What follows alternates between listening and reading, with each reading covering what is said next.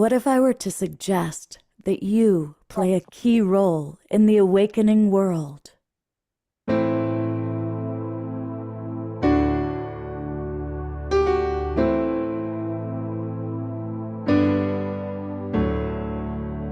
that you are watching this because you have heard the call.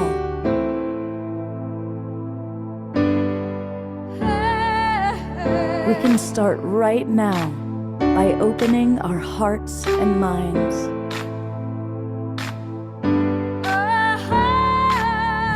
Welcome to the awakening world.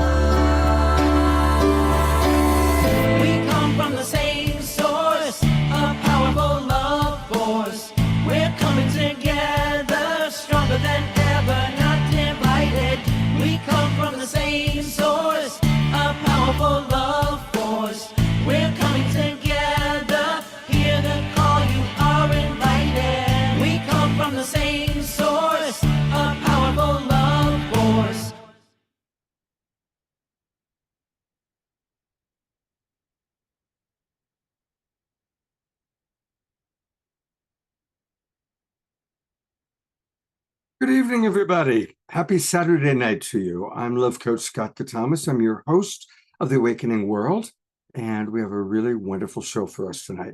We're going to be listening to some very wise beings, people I have a tremendous amount of respect for from different generations and different cultures. And so it's going to be an amazing group of people, starting off with our beloved brother, Chief Phil Lane Jr., recently back from Thailand, is with us. Reverend Rhetta is going to be with us. And coming from Ireland, we've got Stephanie Desmond and James Desmond. I'm imagining they might be related. And our beloved Tatiana Spring is going to be with us. So that's really exciting. And a little bit later, Magick and Melanie are going to be joining us. And also Maggie Rose La Costa, who's going to do a KES group healing for us. And all of our friends here are going to be sharing the wisdom.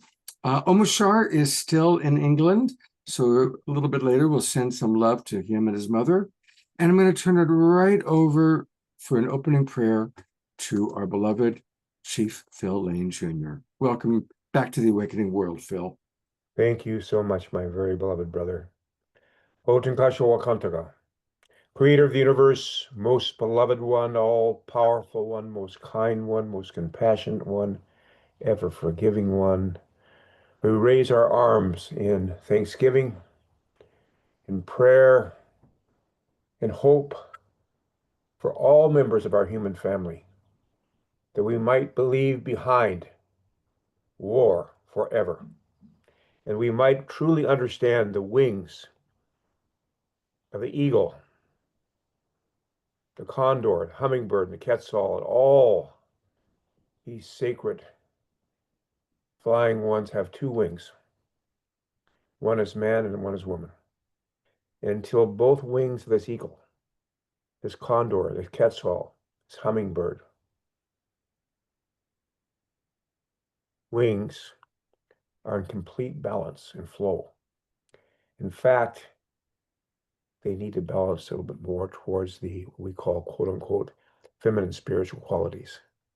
Because we as human beings, as sacred beings, have all these sacred qualities. And they must come into balance. They must come into balance. And Creator of all good things, we especially ask your great spirit, all those in the spiritual world to be with us in these journeys coming forward, all that are working towards peace. A wonderful gathering happening on the 21st in New York, in Amsterdam, in Tennessee, all about peace, recognizing we're one human family. The Sign Network, who supports these, all the relatives who are working so diligently on this Brother Ben Bowler, United Earth, all relatives, Sign Network, and of course, our relatives right here. And Creator of all good things, we just ask, Creator of all good things, that all the tribes of the East, from where comes the red sunrise, may come together in unity and harmony and end war forever. In Kashiwakantaka, we call upon all the tribes and nations south, from where comes new life, to come together so we might end war forever. In Wakantaka, we call all the tribes and nations of the west, from where comes thunder, lightning, and rain, and ask they might come together to end war forever. And all the tribes and nations of the north, from where comes the white snow, they may come together in unity and harmony and end war forever. With respect to Father Sky, and really humble ourselves before our Mother Earth and ask that the abuse of our Mother and her representatives, womankind, shall end forever, and with it every form of abuse, anything that in any way has people feeling better than or less than another human being may be relieved. For we know our sacred soul has no gender, no ethnicity, no class, no gender, only has oneness, reflecting the oneness of our Creator, which makes any form of prejudice completely and totally unacceptable. And with this good spirit, Creator, we just ask blessings on my dear brother Scott Catamas and all those relatives here who are to share with us tonight, and all the relatives who are joining us or will join us on this call. Just bless them and bless their relatives everywhere, and bless our human family, and bless all those animal relatives, all those animal people who are suffering so much. Creator, we need peace upon our Mother Earth. Haul Michante Washte Alo, Shunkmano Hemeado, Chunipasapa Meado, Haul Michante Washte. My names are Shunkmano and Chunipasapa, and I stand fully responsible before the Creator for my words and my actions. And you wanted me to introduce our relatives from Ireland. As you were. Right, Scott? I just want to check in. Absolutely. Well, Okay. first of all, let's go to gallery view and just send Phil some love and appreciation and acknowledgement for so much this man does. Phil, you are really, truly one of the great inspirations for our great global peace tribe. And whenever somebody talks about Phil Lane, it's, I know Phil Lane. I love Phil Lane. And so it's a blessing to have you with us. And so much. You've got some new friends to introduce us to. Yes, I do. I sure do. And I think first, I'm not sure who this relative is. Yeah, I don't quite know how that happened, but we're going to see you anyway, relative. So I think what I'll do is maybe give you a little backdrop to our relatives from Ireland and what's happening in Ireland. Now, am I still in the right here place of view? Yeah, we've got you pinned. Okay. Okay, I didn't see a foot sticking out. Okay, there, good.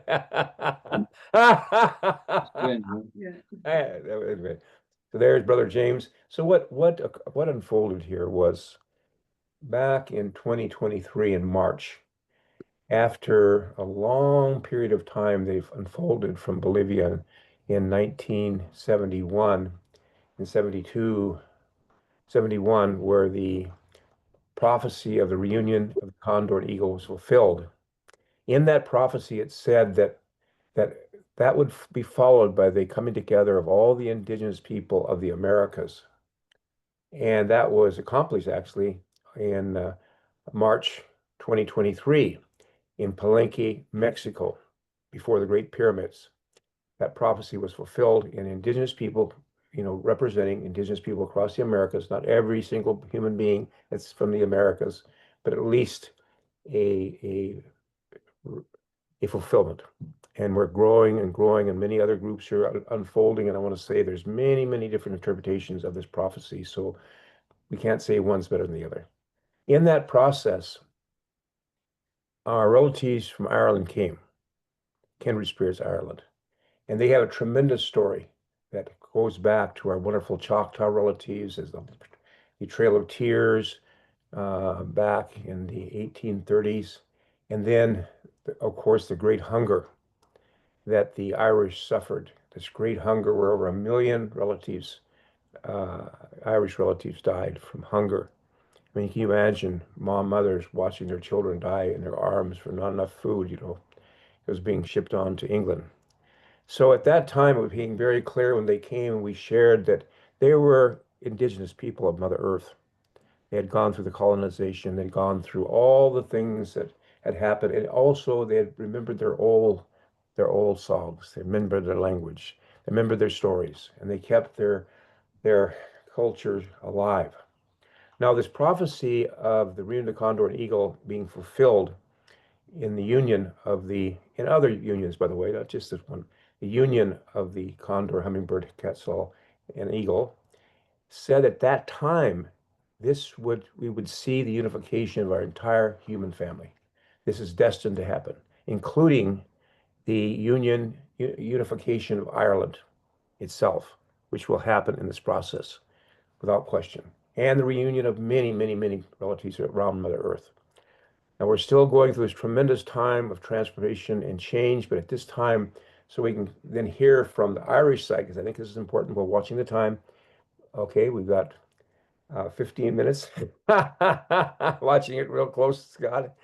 And so, because we have others on our circle here, and we want to treat everyone in the circle with equality and justice. So, I'm going to call upon my dear relatives, and yes, they are related, father and daughter. And there's this beautiful Toja Stephanie, I'm thinking of my name, he's good brother James. And really, at this time, I would like to step out of this scene here, so to speak, and the two of you just share all that you've been doing. Reach out, share whatever you'd like to do. That would be great. And then call me back. I'll come back in the end. But this is Ireland. We want to hear from Ireland. I hope. Brother Phil, and thank you very much, everybody, for having us here tonight. It's an honor for us to have an opportunity to speak to you all, I suppose, and to be invited by Scott and Brother Phil, and to be able to tell you the story that we have now become involved in ourselves, I suppose. Myself and my daughter Stephanie. Stephanie has been tremendous in the building of the gathering that we're arranging for in July here in Cork City in Ireland, which is a global peace gathering is basically what it's under the umbrella of. But it is so much more than just a global peace gathering, in the sense as Brother Phil explained a little there. When I met Brother Phil for the first time in Palenque in 2023, I had met him previously and had been online with him many times previous to that, especially when he did the honor of opening ceremony and prayer for us on the Kindred Spirits event in 2022. We held that event in 2022 as a joint celebration between ourselves, the Irish people, and the delegation of Navajo and Hopi, Choctaw, Crow Creek Sioux.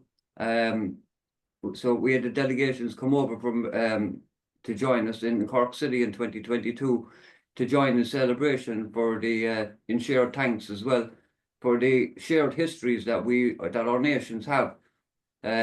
The Tammany and the Navajo, or should I say the Dene tribe, I should say, Tammany, they only learned of the Choctaw gift during the pandemic of 2020, when they put out a GoFundMe in order to try and raise $10,000 to help with their communities during the COVID, because unfortunately they were severely lacking in support from their own government.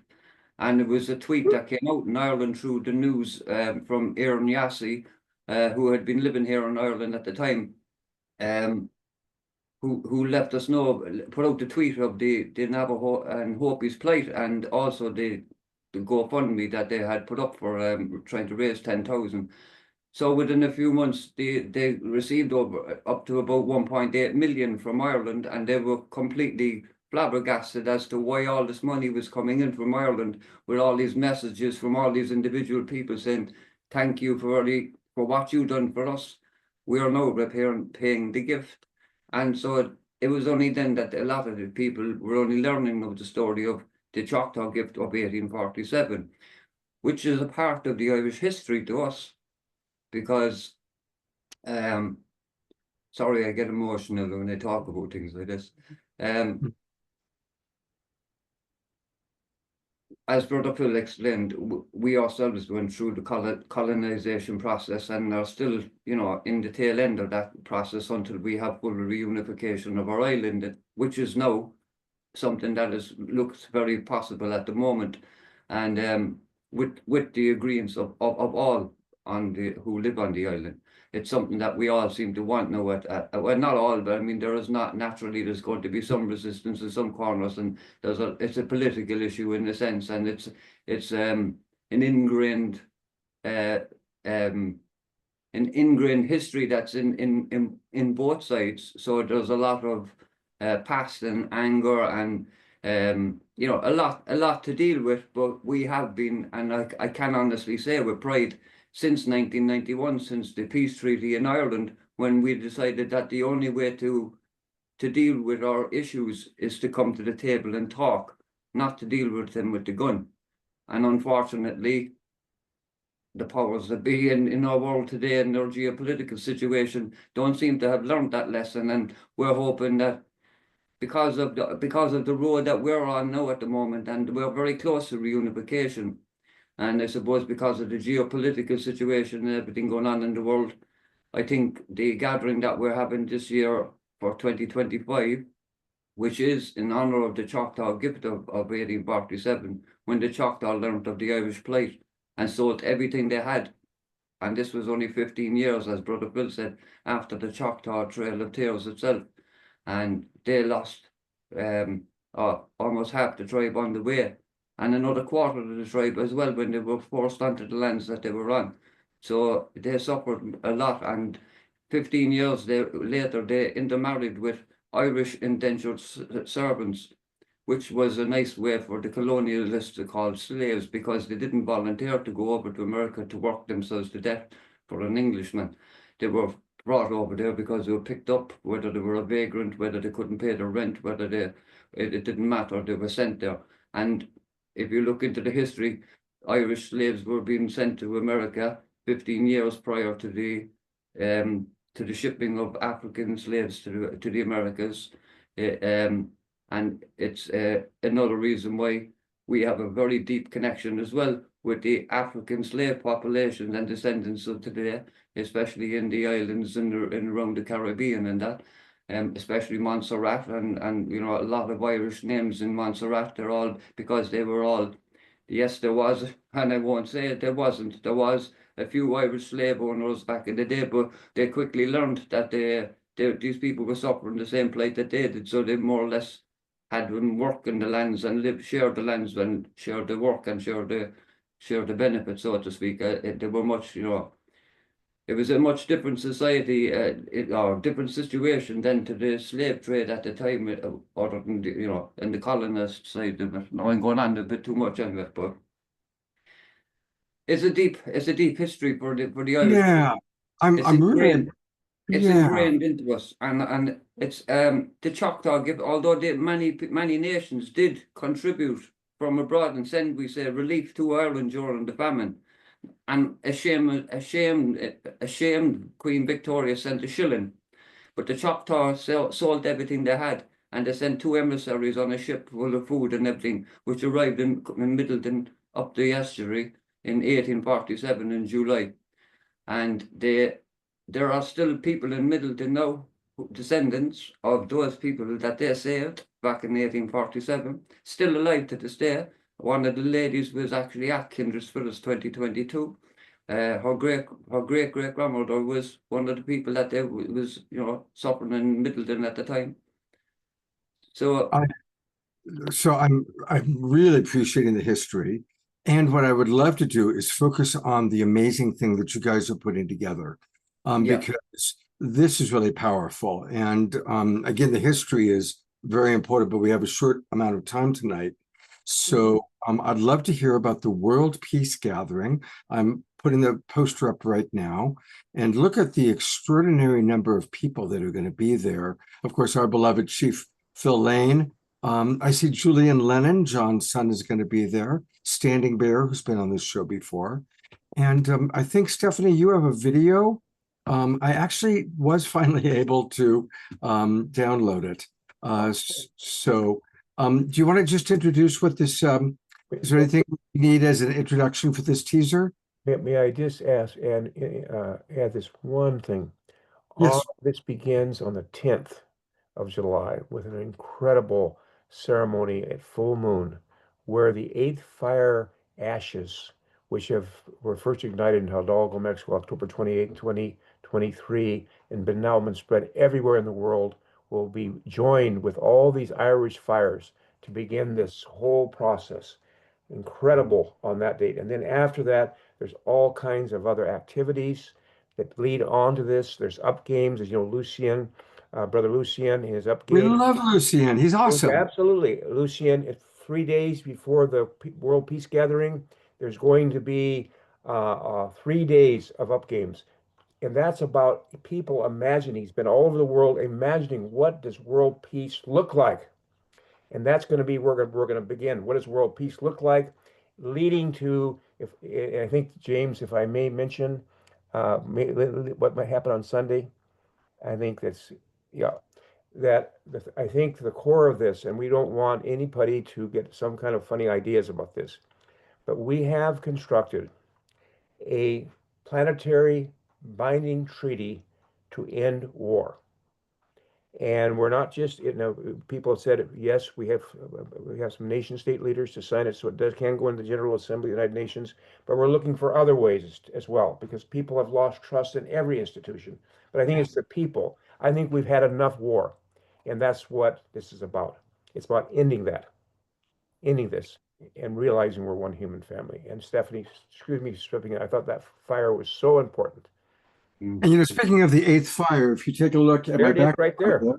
There it is. And I use this backdrop all the time. And everybody, this was the fire that was prophesized, that Phil helped organize, people coming together from all over the world, Indigenous elders. And if you look at the photograph that was taken, do you see the phoenix rising from the flames? Yeah. I love this picture, because you can see the phoenix rising from the flames. And so that's why I use this backdrop for almost all of my coaching sessions. That's why I have the Dripsy Castle behind me. That's where we're going to have a space here for 500 people right behind me in that beautiful green, lush greenness of Ireland. Well, let's take a look at the teaser, and then we'll talk a little bit more about how people can participate.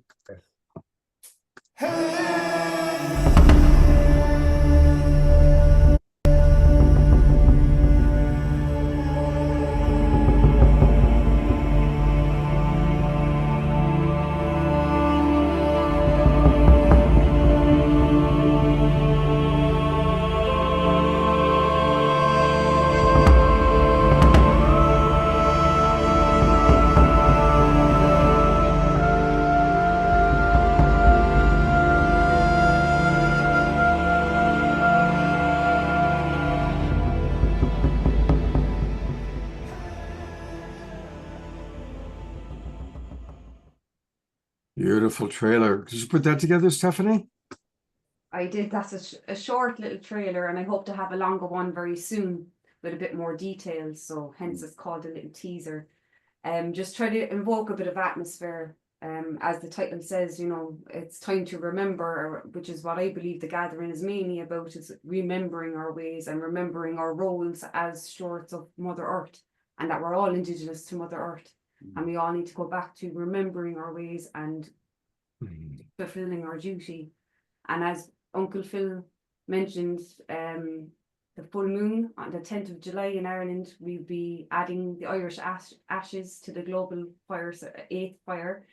And we'll be doing this at the Kindred Spirits Monument, which will be fairly synchronous as well. As my dad mentioned earlier, that's where the monies and the food landed first from the Choctaw Nation in Cork, Middleton, and they erected a beautiful monument a number of years ago called the Kindred Spirits Monument.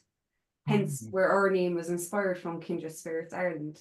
The monument was created by Alex Pentek in Middleton, and it's in the shape. It's 9 feathers in the shape of a feeding bowl to represent the time that they fed us during the Great Hunger.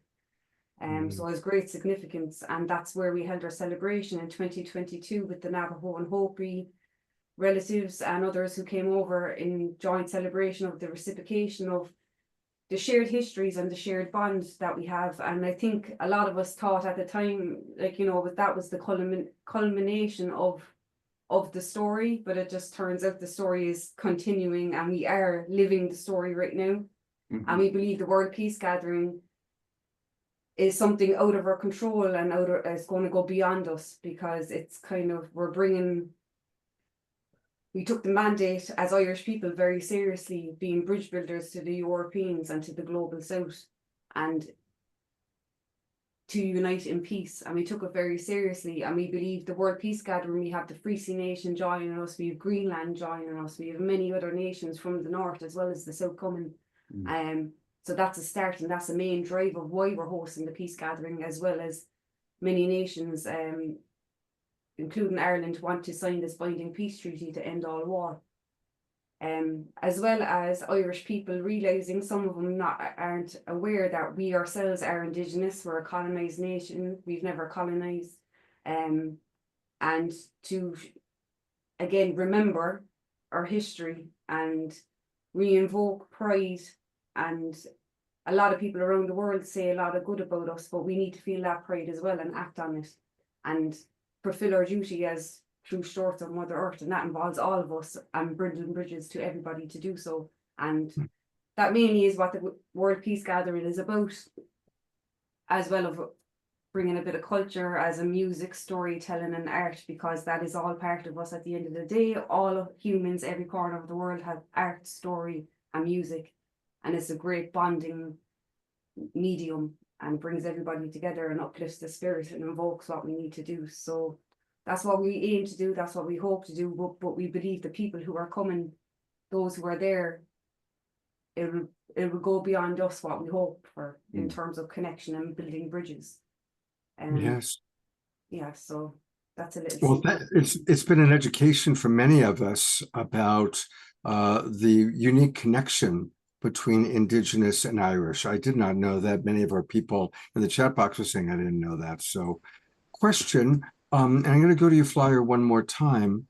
For those of us who can't make it to Ireland, especially on short notice, will this be broadcast? Will it be live streamed? What's the plan for that? So yes, we will be live streaming. It will be free for anybody to join in and watch. The exact streaming channels will be announced soon and published to everybody. But there'll also be a chance for people who would like to either share us a video message and or join us live via Zoom as a live guest. So Julian Lennon, for example, is one of these online guests that will be joining us. So there's actually a number of avenues. We want to make it accessible to everybody. So a lot more of those details, particularly the link for where to stream, will be advertised in the next 2 weeks. So make sure you're following Kindred Spirits Ireland Facebook or Instagram or our website, which is www.kindredspirits.org. Okay, so definitely please make sure that you send me that link when it happens, and I'll bring it. And it's kindredspirits.earth. Correct. Yes. Yeah. Okay, I'm pulling that up so people can see it. And you might, I think it'd be okay, Scott, if she put into the chat here the GoFundMe she has one for here and one for Ireland. Absolutely. Pop that in. And for everybody watching, because the majority of people watching the show are our friends watching on Facebook and YouTube, and a lot of people watch the recording. So it's great to have it in the Zoom room chat box for our close friends. But for people who want more information, please go to kindredspirits.earth and that's where you can find out more information. This is where you would click to get tickets. And to keep up on what's going on, click Come Join Us. And this is where you can learn more about what's happening. Wow, I wish I could snap my fingers and go to Ireland. We'd love to have you there. Absolutely. Think of a kindred spirits, right? I mean, a proud program right there out of Ireland. Be a great one. Yeah. Well, what we could talk about is, let's talk about how I can live stream some of your key events out to my audience. So let's talk about that. Yes. And Phil, are you going to be, is the Sign Network going to be carrying this for you? Yes, absolutely. Okay, great. Brother John has been very, very supportive, as well as everybody. Really appreciate it very much. And you right here being here. And thank you so much, brothers and sisters. My pleasure. Well, don't go away, because I'm going to add your dear friend Tatiana. Yes. And Tatiana is providing us with music and videos tonight. And she's got the perfect video to show in this moment. Okay. So take it away, Tatiana, and tell us what you're about to show. Sure. Well, a year ago, I was kind of commissioned by Home for Humanity, which is an organization that we all know and love very dearly. I think here a lot of you know Rama and Alexander, and they asked me to write a song to speak to their journey that they're making around the world. They're going to every country on earth over 7 years, seeding homes and creating activism and support in local communities, and then connecting them all together. It's a beautiful movement. And so they asked me to write a song, which I did. And then I had this song, and at the time I didn't have a way to actually record it professionally. So I got this idea, what if I got like people from all over the world to send in their voices and contribute to the song, and it maybe wouldn't be like the most professional like studio recording, but it would have like the energy of all the people around the world where this is traveling to. And so it actually worked. We had people sending in videos from everywhere. Honestly, it was pretty wild receiving all these. I put out this message, and then I started to receive all these people singing the song, and groups of people singing the song, and it was like, it warmed my heart so much. And then the cherry on top was that I went to a gathering where I happened to meet this incredible man, Chief Philane Jr., and I said, I would love to have your voice in this as well. Could you put a blessing in as well? And so at the very end of the song, Chief Philane Jr. also gives his blessing and his power to this song, which was such a huge honor. And I managed to get other friends in it that many of you may recognize. And so I thought that would be a beautiful thing to share right now. And also it feels very on theme with what you guys are doing of bringing the world together to end all war. And I've been so moved by the stories I've just heard. And so I hope this video can just support this energy of unity and connection and coming together for a better world. Scott, I think you have the video. Oh, right. That's right. Home Anthem, right? Home Anthem. Yeah, that's the one. I forgot that I'm the one showing it. Yeah, I got it right here. Here we go. Okay.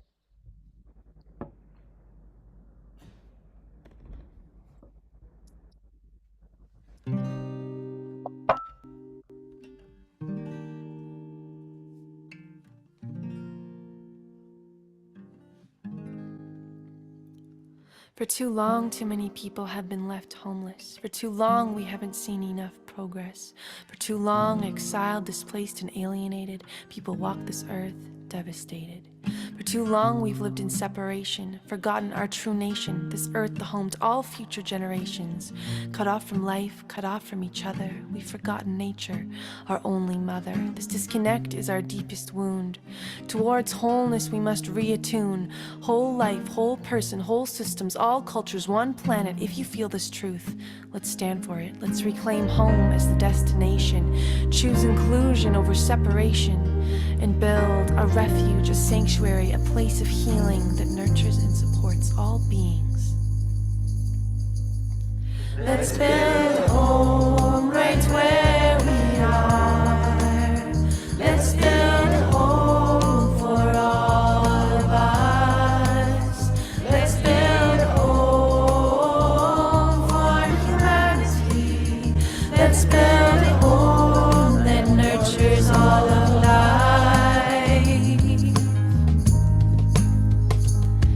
starts within. It starts with me, it starts with you. Can we turn to ourselves and see ourselves anew? What do we love? What do we cherish? For what do we stand on this beautiful planet, this sacred land? It starts with community, creation, culture. Can we build together, my sister, my brother? It starts right here, right now. Put the seeds in the ground until life springs up all around. We can walk through our garden, this home that we make. Together we change humanity's fate. And from the local to the global, from the I to the we, from the north to the south, from the west to the east, all cultures, all borders, all peoples, all life, we can come together and ignite a home for all to which all belong. This is the prayer, this is the song. Let's build a home right where we are. Let's build a home for all of us. Let's build a home for humanity. Let's build a home that nurtures all of life. One world, one home, one heart, one life. All people, all cultures now. One world, one home, one heart, one life. All people, all cultures now. Let's go home. We are going home. Let's build a home right we are. Let's go Let's build a home for all of us. Let's build a We are home for humanity. Let's build a home that nurtures all of life.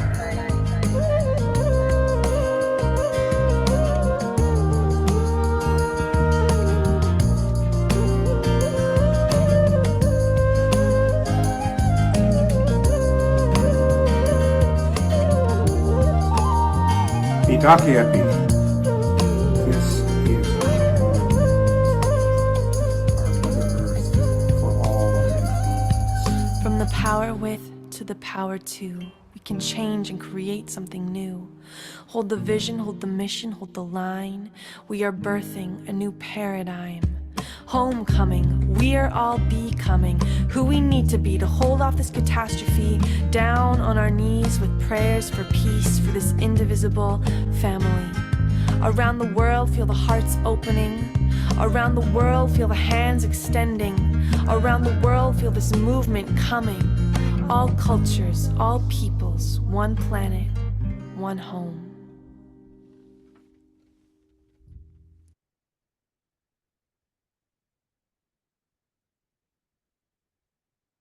Wow, absolutely wonderful. Wonderful. Phil, turn on your camera because we want to get your response to it. You can stop it now, Scott, because something's going to come on in a second, the video. Oh, okay. All right. It keeps going.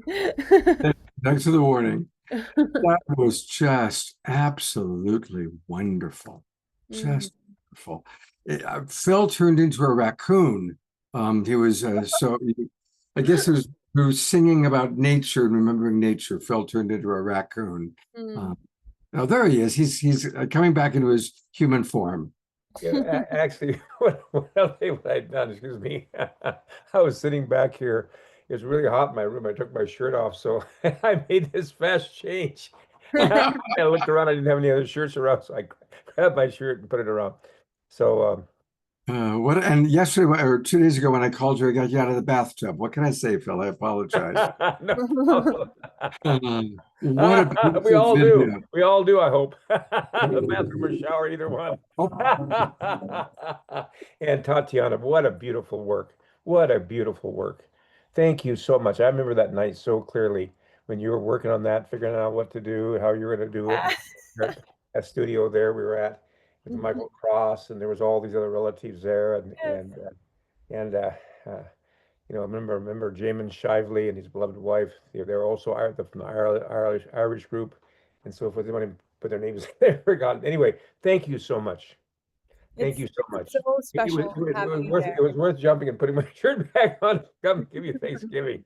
I have one last question for you both, because part of tonight's theme was wisdom from different generations. And so Phil, what would be your message to Tatiana and her next generation coming up as a wisdom keeper, as a luminary? What has passed, either personally or collectively. And we have to release this, as difficult as it is, forgive this, and especially forgive ourselves for anything we've done, so we can step into the future completely free, and to fully investigate the truth for your own self. Everything that comes before you now, everything, investigate the truth for your own self, and know that the seventh generation, your generation, will see without question the dawn of a whole new global civilization and the end of war. It will happen within your generation, no question whatsoever. That's what I remember. And it goes so fast. I mean, so quickly. I look in the mirror and I say, how in the world did this ever happen? Like Crowfoot said, life's like the breath of a buffalo on a cold day, or a firefly on a warm summer night, or the shadows vanishing before the setting sun. That's how quick it is. And so that's what every moment is so special. And are you married yet? Not yet. Not yet. Okay. One last thing. My great advice for those going to be married: never let the honeymoon end. Never let the honeymoon end. Never let the honeymoon end. I don't care what you have to do. Don't go to sleep until everything's solved, but never let it end. I love to see 80-year-old people holding hands. What? I just remember meeting you and your wife, and you emanate that love together. Well, that's how I feel about her. Yeah. And I think that's so beautiful to have. Again, that's all in the Creator's own time and place. But never let the honeymoon end. Thank you. And enjoy every moment. Thank you for the wisdom that pours through you. I feel it. I feel like I'm just receiving this wave of wisdom and grace. And well, thank you so much. That's very, very, that's how I would like to be, and especially now I'm a little bit older. I've got to leave behind my old ways, because I used to kind of get a little feisty sometimes. A little bit feisty. Now you have to, thing to learn too is just to take your time to double check everything before you respond, and make sure you don't have any buttons, because if you got buttons, it'll get pushed. I guarantee you, the Creator's going to push your buttons till all the buttons are gone. And you're free. That's true freedom, to be free, but all save the Creator. That's what I pass on. Bless you, Phil. Thank you so much. We love you very, very much. Love you all. Love you all. Love and everybody. keep me updated on all the information and how we can live stream out some of the key parts through my network to our Awakening World audience. Okay. Great. Thank you so much. Take care. Bye-bye. And we're going to have much more of Tatiana throughout the show.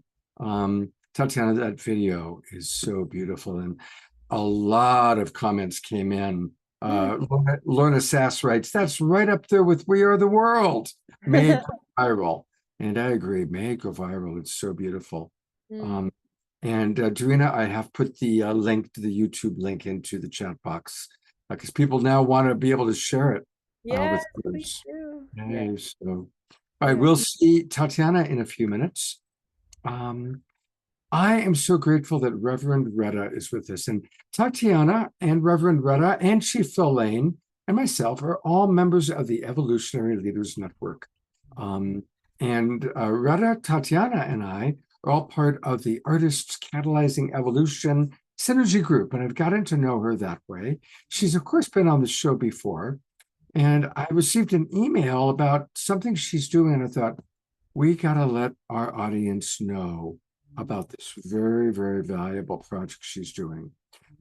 So welcome back to the Awakening World, Rhetta. And please share with us a little bit of your wisdom and then lead us into what you have created. Well, thank you very much, Scott. It's such an honor always to be in your presence, and my heart is so moved by what's taken place so far. As I'm talking, I'm trying to change this view so I'm not looking at myself talking quite. Very odd thing. But I just am so moved by the different peoples coming together, centering peace, bringing histories that have been heavy with loss and burden and tragedy, and through coming together, being able to find a pathway back towards peace and unity. It is so moving and encouraging. So I'm really grateful to be here tonight and have the experience of hearing the story from our family from Ireland, and to reunite with Chief Lane. I think we did a program together with Joni Carley. I think it was last year. It was wonderful, and I think we did some grieving in that work actually that we did together as well, which is part of what I want to talk a little bit about. I'm also honored to be invited to come and share wisdom. I'm a couple of years from 70, and so I belong to the baby boomer bunch. I think I'm on the younger end of the baby boomers. And I have two 30-somethings, and a lot of my ministry is with folks in their 20s, 30s, and 40s. So I'm very much influenced by those generations. And I get to share from my perspective, but I also get to learn a lot from younger folks. So also really quite an honor. So the work that I've come to talk about is my grieving work. I call myself a singing healer. I'm an interfaith minister, and a great deal of my ministry in the last few years has been with young people who dedicate their lives to activism, movement work, and world building. And many of those folks have had a very difficult time with both spirituality and religion. So part of my calling is sort of walking with them, supporting them to find a spiritual center, or to be at least curious about what that might look like for them. And also really a precious honor to be able to work with folks in that kind of I think of it as a real spiritual invitation, right? To be able to just be present and remind folks that there could very well be a spiritual path that doesn't look like something that you've been on before. That could be, for each of us, certainly an invitation. So in that work, there's lots of singing, storytelling, just being with folks, and out of the opportunity to accompany people through great reflection and time of figuring things out. This work of grieving together sort of was born out of that. And so I've been leading grief circles for several years now, and I'm finding more and more opportunities as things get harder in the world. There are more folks who want to investigate this idea of grieving together. Of course, grief work has always existed, right? There are grief counselors and chaplains that work specifically in those realms, especially with people who have lost loved ones. And there are many different kinds of loss, and so there are many different kinds of grief. There are different ways to express grief, but just different ways.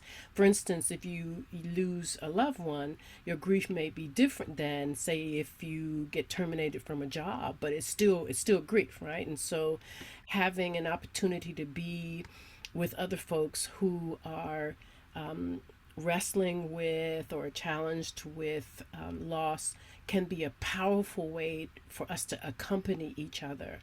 And what makes it so extraordinary for me to do this work is when we are able to be vulnerable and authentic with each other about the depth of our pain and loss, something happens in the midst of that.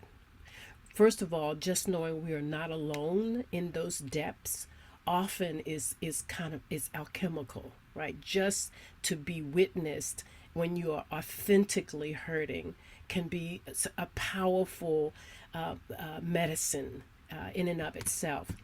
And so many times I led a powerful grief circle a couple weeks ago at Pendle Hill, the Quaker Retreat Center. And we were together a couple of years. And as you can imagine, people have just devastating things to grieve. The many layers of things, many layers that are happening around the world, the political level, the systems that are coming apart. The things that are happening particular to this political moment, but then all the things that we have happened in our own personal lives, right? I think that we haven't really grieved COVID as a collective, right? We had this world level event happen and we kind of continued on without very much attention to how devastating that period was.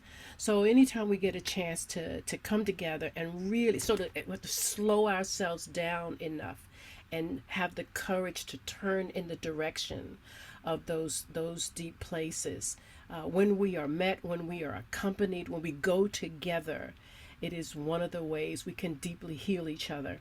And the reason for me that is so powerful is because on the other side of that grief, our joy is all the more vibrant, right? There are many reasons to grieve and grieve deeply, just because it is human. If we love, we will lose. And so we will grieve, right? I used to think when I was younger that you grieve, you get over something and you go on. But if we love, if we care, we will always lose because all is impermanent, right? And so grief is with us. And so the work is to normalize grief, to befriend it, to become intimate with it, to discern what there is to release, right? But also to be humble enough to befriend that which is not ready to be released, right? There's some things that we grieve deeply, we let go, and there's the grief that stays with us. Sometimes we never get over certain losses. And I would love to see us be able to accept that, right? To not make it wrong, to not be in judgment of people who are carrying long-term grief, but to know in some ways it's a privilege to love deeply enough to have that to deal with, right? It is a privilege to love so deeply that you always are aware of something that has shifted that can never be the same when that person is gone, when that situation is gone.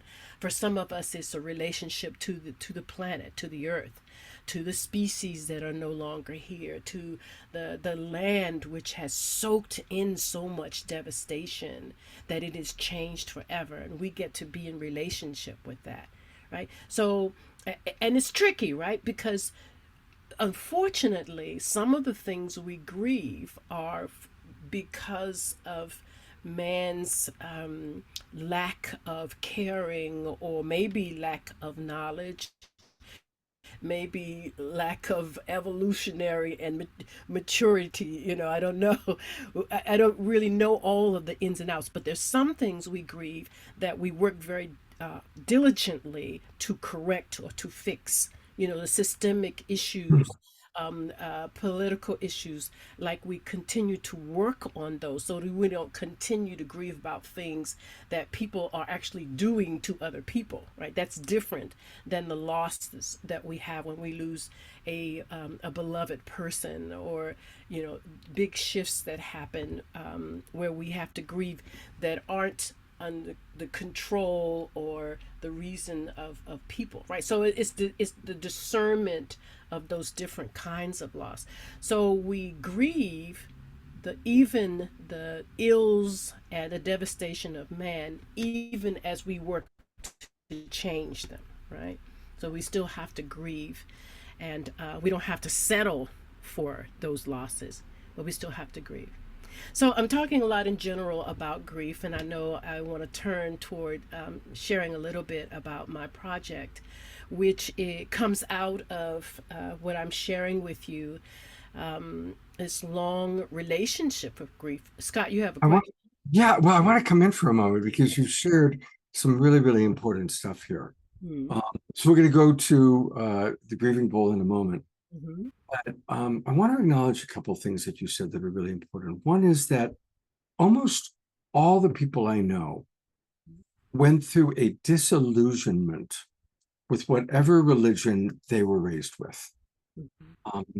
And most of those disillusionments were understandable because there's the hypocrisy and there's a lot of nonsense and a lot of stuff that you find in most organized religion.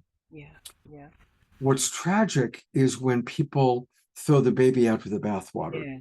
Yes. They reject the religion, but then anything spiritual is lumped in with the religion that they threw out. Yeah. And so it's important for people like yourself to find those souls and help them find and reconnect to a spiritual practice. Because as someone who spends all day long coaching people, people I know who are going through hard stuff, who have a spiritual practice, it's much easier than the people who don't. And a spiritual practice does not have to have anything to do with religion. It could be playing a musical instrument. It can be yoga. It can be time in nature. It can be a martial art form. There's many different forms of practice. So I wanted to just acknowledge that piece. Yeah, and I wonder if I can maybe add a little bit more to that. I want to even say, as an elder, it's one of those kind of things might not be able to say, it may be harder to hear from a younger person, may be hard to hear from an older person. But, I wonder about what we've lost as we've disconnected from some of those old traditions.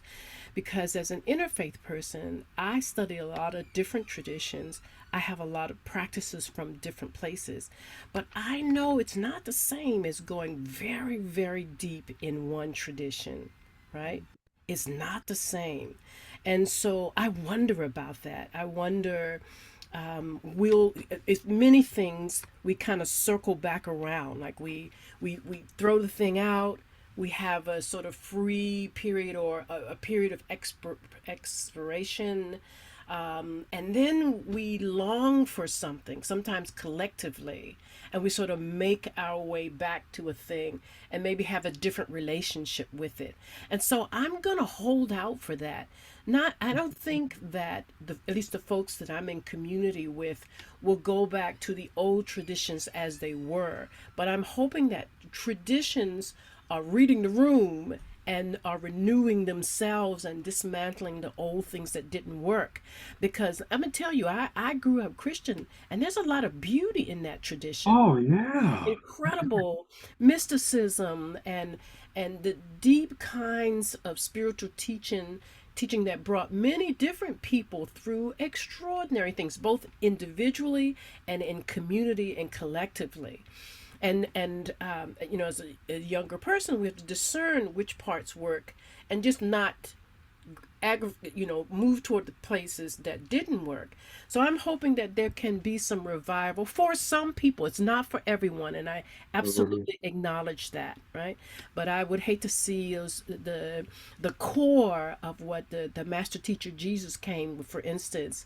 Oh my God, the alchemy, the transformation, the mysticism, the beauty of those pieces. I hope that there will be ways that we can reconnect. And in all the many traditions, in the Jewish faith and Islam, in the pagan faiths that I'm aware of, there's so many beautiful, beautiful traditions around the world where people can find, a spark, a light, and grow into a version of themselves that is far beyond imagining, like beautiful. Some religion paths have that, yeah. So I hope we don't lose that. Beautifully stated. Absolutely. Absolutely. Dr. Laura just wrote, I love the mystic Jesus. And of course, our good friend Marianne Williamson's new book is called The Mystic Jesus. So Ah, that's a good sometimes it one. might even be finding the right church, Yeah. finding a church Yeah. that you relate to, Mhm. The last thing I want to say, and then we're going to go to the Grieving Bowl, is, Okay. I lost my wife 12 years ago, I'm sorry. and she died in my arms. Mm, She was very young. She was only 52. mm, And I'm so grateful that I still miss her.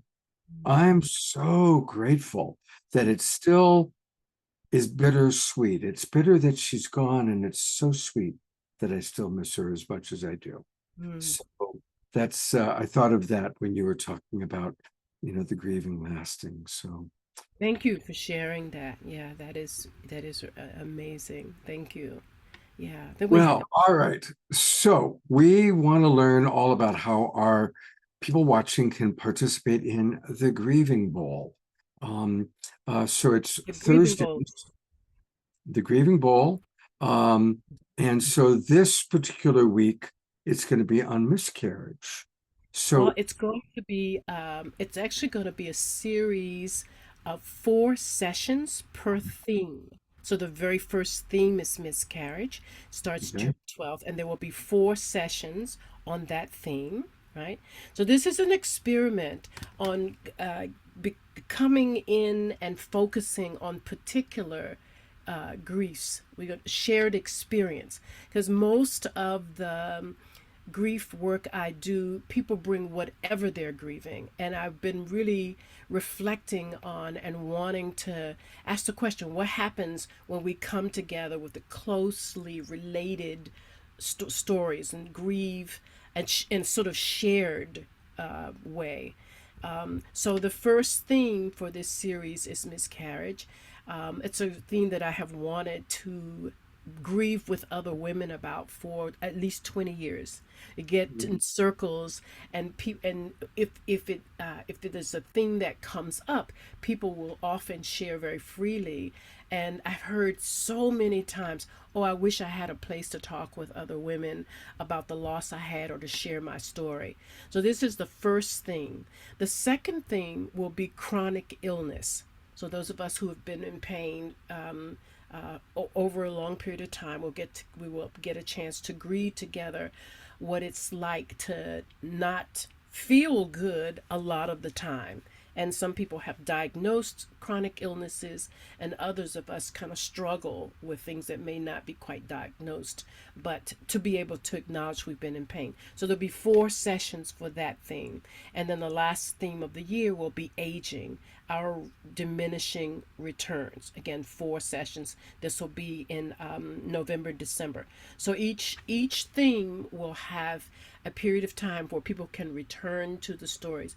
And the scope of what I'm hoping to create is sessions to share the story, to grieve together, and then we'll do some kind of ritual together. For some people, there may be an invitation to release some aspect of what they've been carrying. For some people, it will be to acknowledge the ways that, right, closure, I see, yes, for some people there will be closure. For some people, it will be to acknowledge the ways grief has grown, has matured them, has created space for more compassion, like to talk about what the gift of grief.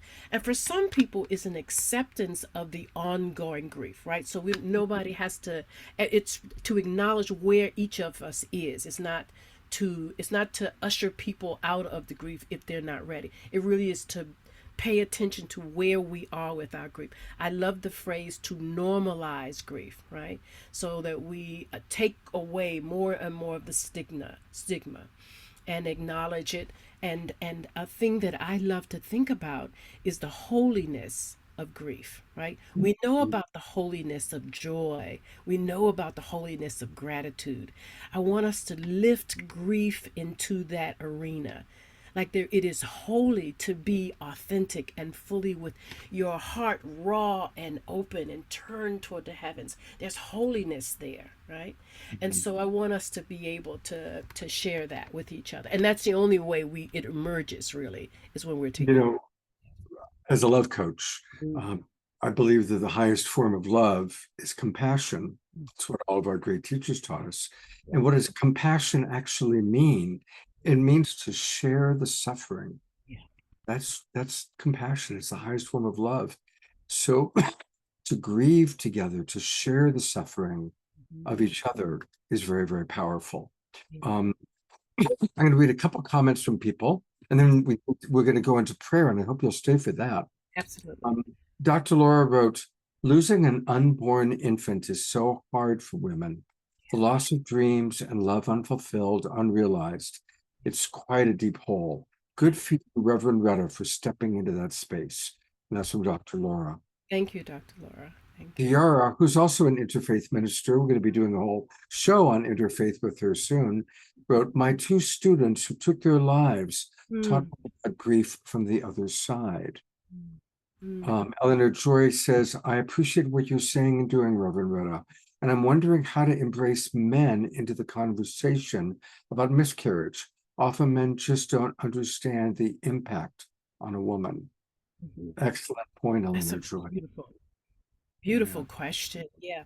You know, since I put the invitation out into the world, I've had several men, and slightly different from that take.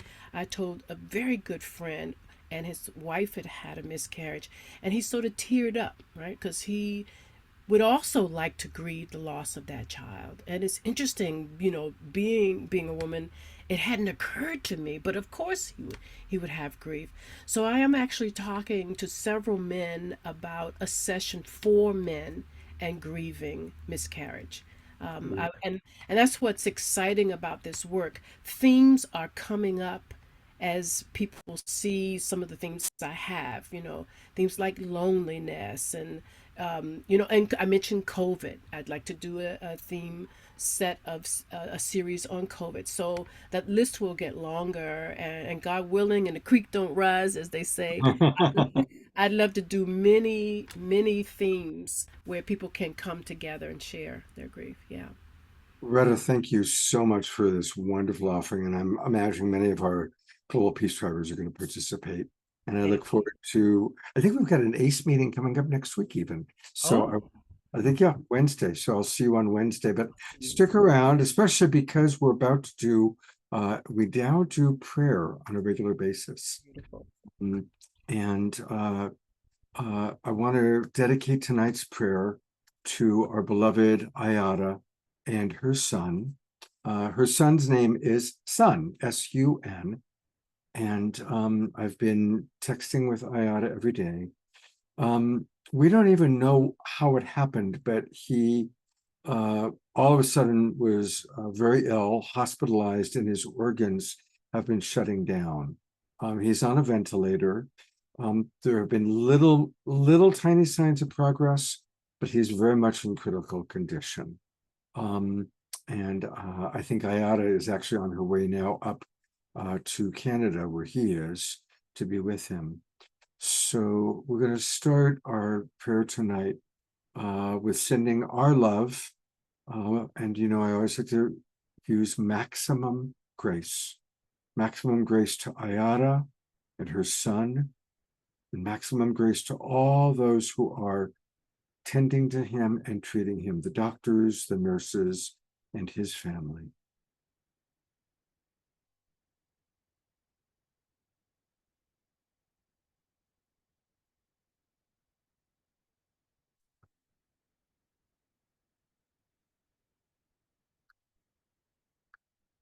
And as I go to gallery view, I invite us to maintain this beautiful state of maximum grace and love, and send it to anyone in your world, in your life, or even yourself that's needing healing and extra love at this time.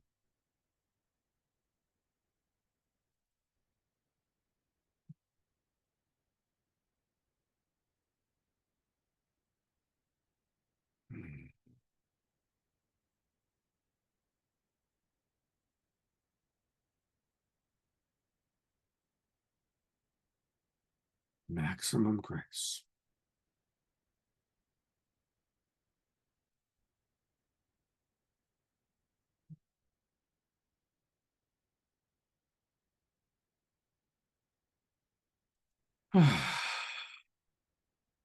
Thank you, everyone. Thank you very much.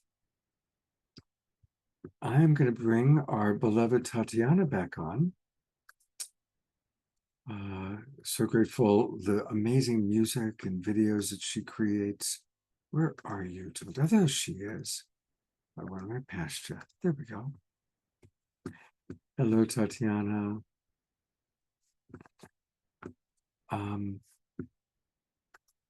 Is this where we're going to play Remembrance, or are you back to back remember video, either remember song, remember video, or video song? So maybe start with the song, maybe. I've got the song queued up. I don't have the video queued up. So I don't know if I play the video after. That's totally fine. Okay, so here we go. Do you want to introduce this? Sure. So I've talked about this on this show quite a few times, and I've been really building the anticipation, I think, for a while. And I'm so delighted to say that my Lullabies for Adults album is done. It's pretty wild. Yes. Yay, I know, thank God. It actually takes a long time to record an album. I think what I did was significantly under, I think I gave too early of a deadline, and I've now become a wizened album creator, and I will give significantly more time next time, because it's a long process, and I've been through so many different phases in the creation. I've recorded the whole thing, then hated it, and then gone back and done it again, and then brought in this musician, and then okay, it doesn't quite fit, and then have to go to this musician, and so it's like it's really, and I'm doing it all myself with my partner Mark. So that's also what's been a new experience for me is normally I've worked with a producer, and this time I wanted to kind of really take the power of that into my own hands and with my partner. And we got to give mad props to him, because he also has been in this learning process with me and has done so much of the work of learning how to engineer, produce, mix. So anyway, all this to say, the album is finally done, and it's really, it hasn't even really hit me yet, and I'm almost afraid to say it out loud, but it's done. And so I thought it would be really special tonight to share one of the songs. There's not a video to it, so it'll just be the song that you're going to hear. And yeah, so the album's called Lullabies for Adults. The music's had its totally own life to it, actually, that I'm no longer even sure if it's a lullaby anymore.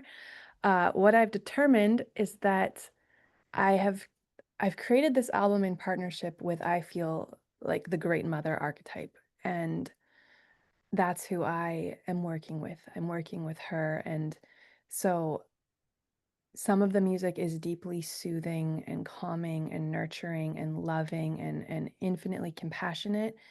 And some of it is inviting you deeper into the mystery, into the truth of who we are, into the soul, and into the heart. And so I actually love your thoughts, but I'm contemplating whether the name should stay, whether it should change. But yeah, this first song I want to share is called Remember. And I feel this speaks to all of us here. There's this awakening, this remembrance of who we truly are, this collective unfolding, opening, receiving to this greater truth of our divinity and our humanity, our spirit and our flesh, and this wholeness that's happening of body and earth and spirit and love.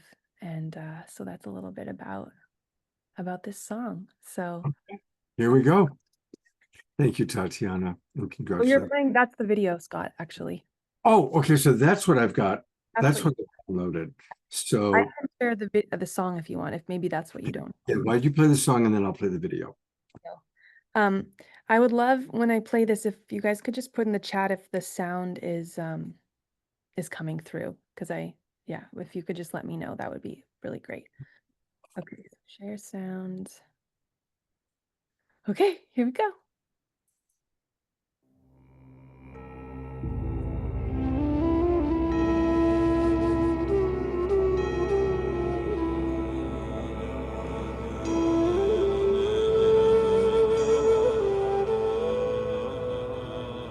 Like a rose blooming, blessed by the sun,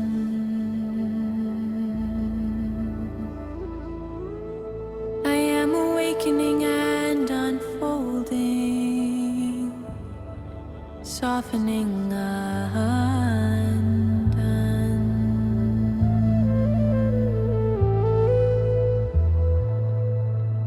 My body is a temple where I go to pray.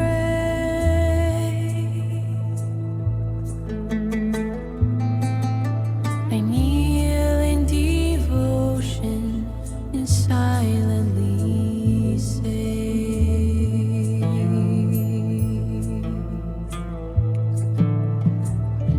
let me remember who I am.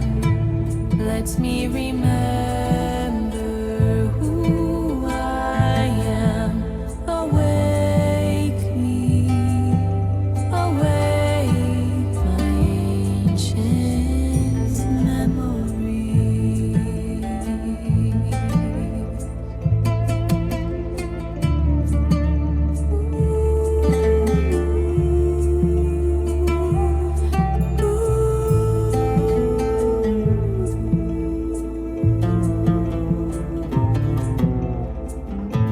We are so much more than we have been led to believe.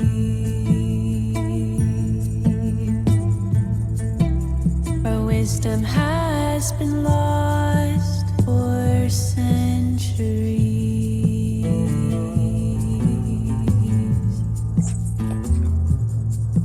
Our hearts are the altar where we go to pray.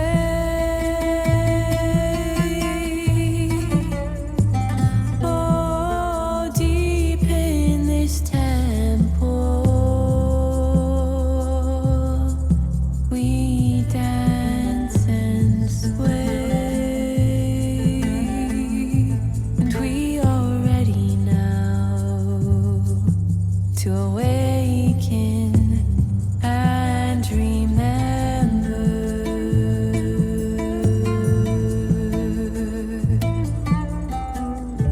Let me remember who I am. Let me remember who I am. Awake me, awake my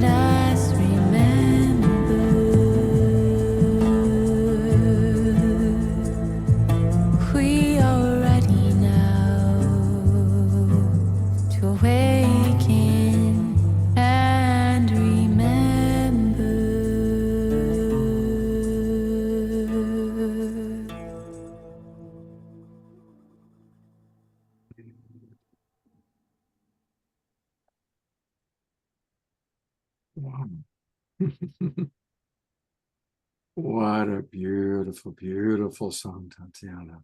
Absolutely beautiful. Mm. Thank you. Yeah, it's really special to share that with you guys. You're the first to hear it. You've been the first to hear many of my creations. Well, it's been really wonderful watching your evolution. Really amazing. And your videos just keep getting more and more sophisticated. And now that you're adding all these different elements, choirs and people coming in from all over the world. It's really, really beautiful to watch, Tatiana. Thank you so much. Yeah, and if anyone wants to be kept up to date, please sign up for my newsletter on my website. You can sign up there for updates, and I'm planning to launch it either June 20th or June 27th, so soon. And Scott, if there's time, could we share that? Could I introduce that last video, or should we do that? Yeah, let's go ahead and do the video, and then we go to Magick and Melanie. Okay. So I've shared on here before that I offer women's circles and programs for women, and I have a new one coming up, and it's called Remembrance Temple. And this is a unique one. Lorna, who's here, actually was just in my Oasis Women's Circle, and she came to me through this show, Scott, and she's just been a gem in my life, just an absolute gem in my life. And she was kind of like, nudge, nudge, you should, like, once the Oasis Circle's done, we need what's next. And so that kind of prompted like a opening to download, and I'm feeling this change from circle to temple, which is interesting. So this temple is going to be more an exploration of the feminine mysteries of mythology and more esoteric spirituality, really focusing on connecting to the divine feminine and to remembering our innate gifts. Many of us have the witch wound or these wounds of silence and keeping ourselves small, feeling afraid to take up space, deep fear in the body when it comes to being visible or seen, or even knowing our gifts and claiming them and speaking them and using our voice. These are all wounds in the feminine collective. And so I'm calling this Remembrance Temple. It's going to be an exploration of what we are holding collectively, ancestrally in the feminine, and a remembering and an empowerment of us as leaders, of us and our innate gifts, the gifts of the feminine. And so I created this video just to kind of give you a more deeper kind of invitation into this course. And I just want to extend the invitation to any women here who might feel drawn to come. I'm keeping this group really small, 10 women max, so we can go very deep together, and to keep an intimacy and a safety in the portal that will open. So yeah, Scott, if you want to share the video, that'd be great. Okay, here we go.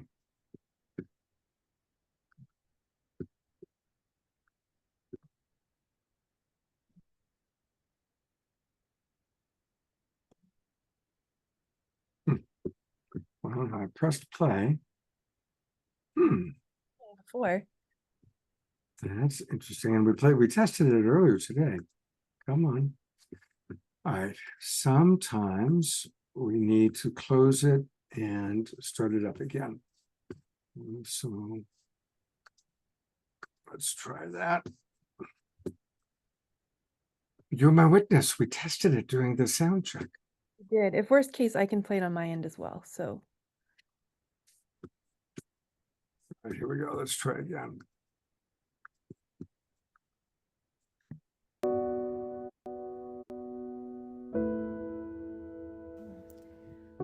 Who are you really?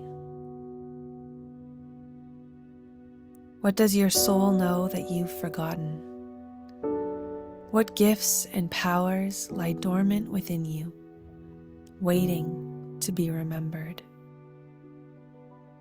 Beautiful one, you are so much more than you appear to be.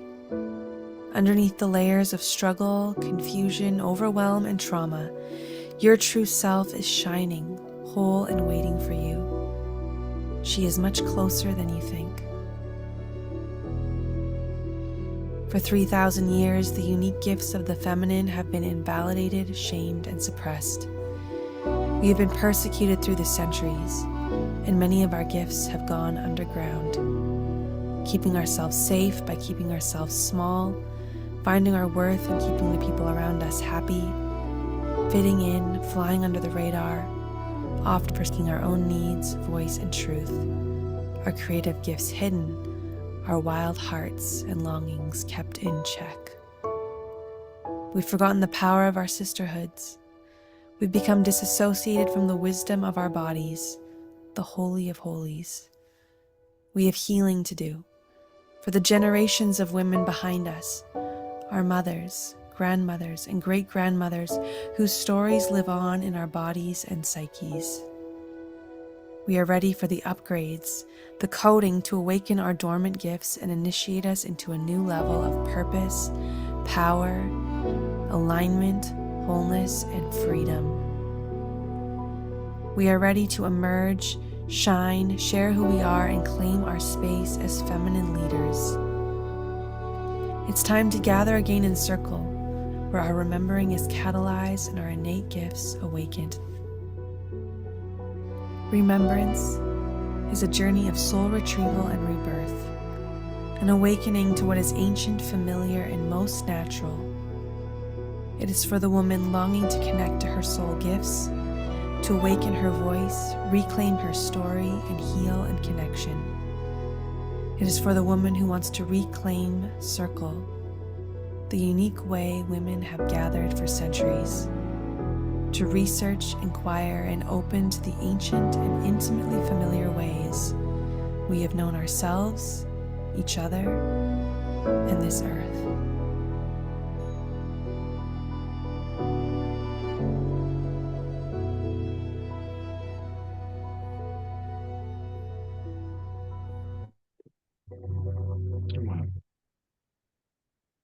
Beautiful video and so important. So it begins on June 22nd.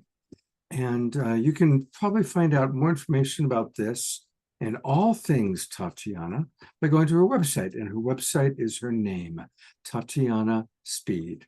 So tatianaspeed.com. Right here, you can see where the Women's Circle. Yeah, Remembrance Temple is right there. Yeah, so click right there, Remembrance Temple, which is what we just saw. And Pam writes, tonight's show has been such a gift, such a merging of beauty and wisdom. Thank you all for sharing such deep truths in such a spiritual way. Absolutely.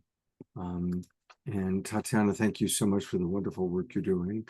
And we're going to have one more experience with Tatiana a little bit later on in the show. So, and I hope that some more members join your Women's Circle. Lorna put a note in the chat box saying how important it's been for her. So hopefully more of our Awakening World Global Peace Strivers will be joining you. Yes, I hope so. Thank you so much. See you in a little bit. Well, we really have had such a unique set of guests. We've heard from people in Ireland. We've heard from Chief Phil Lane, Reverend Rhetta. And the next two people I'm going to introduce is kind of fun. They've both been on the show individually, but they recently were married, and they are an amazing couple. They're very, very beautiful, as you're about to see. And these are my friends, Magick and Maggie. First of all, congratulations on your wedding. Thank you so much, Scott. Yeah, it's so beautiful.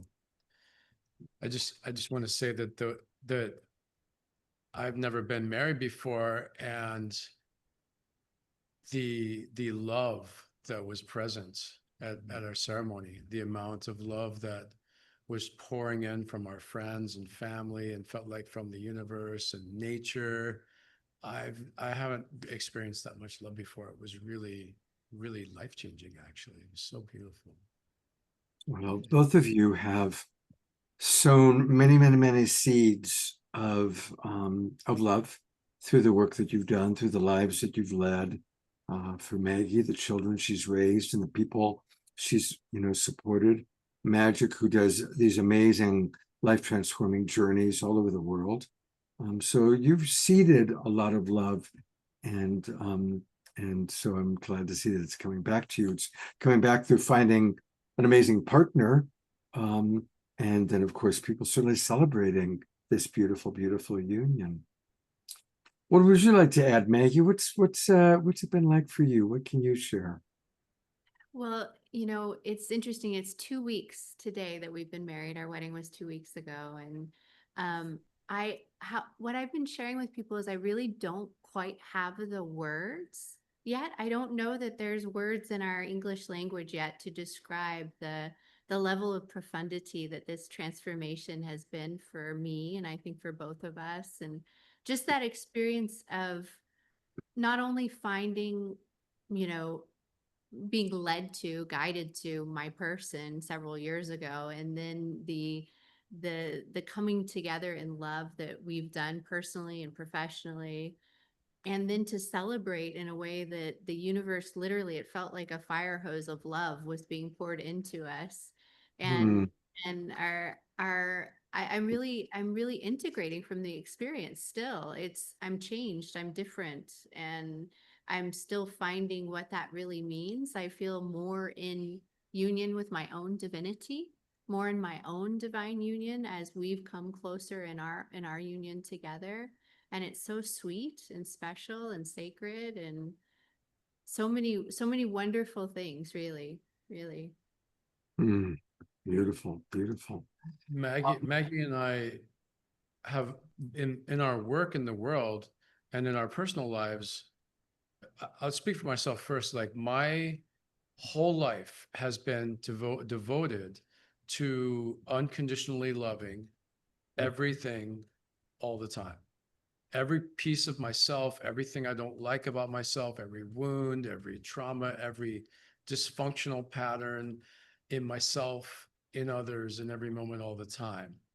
And it's been my work for years, and I've been seeking my match, my beloved partner, for my whole life.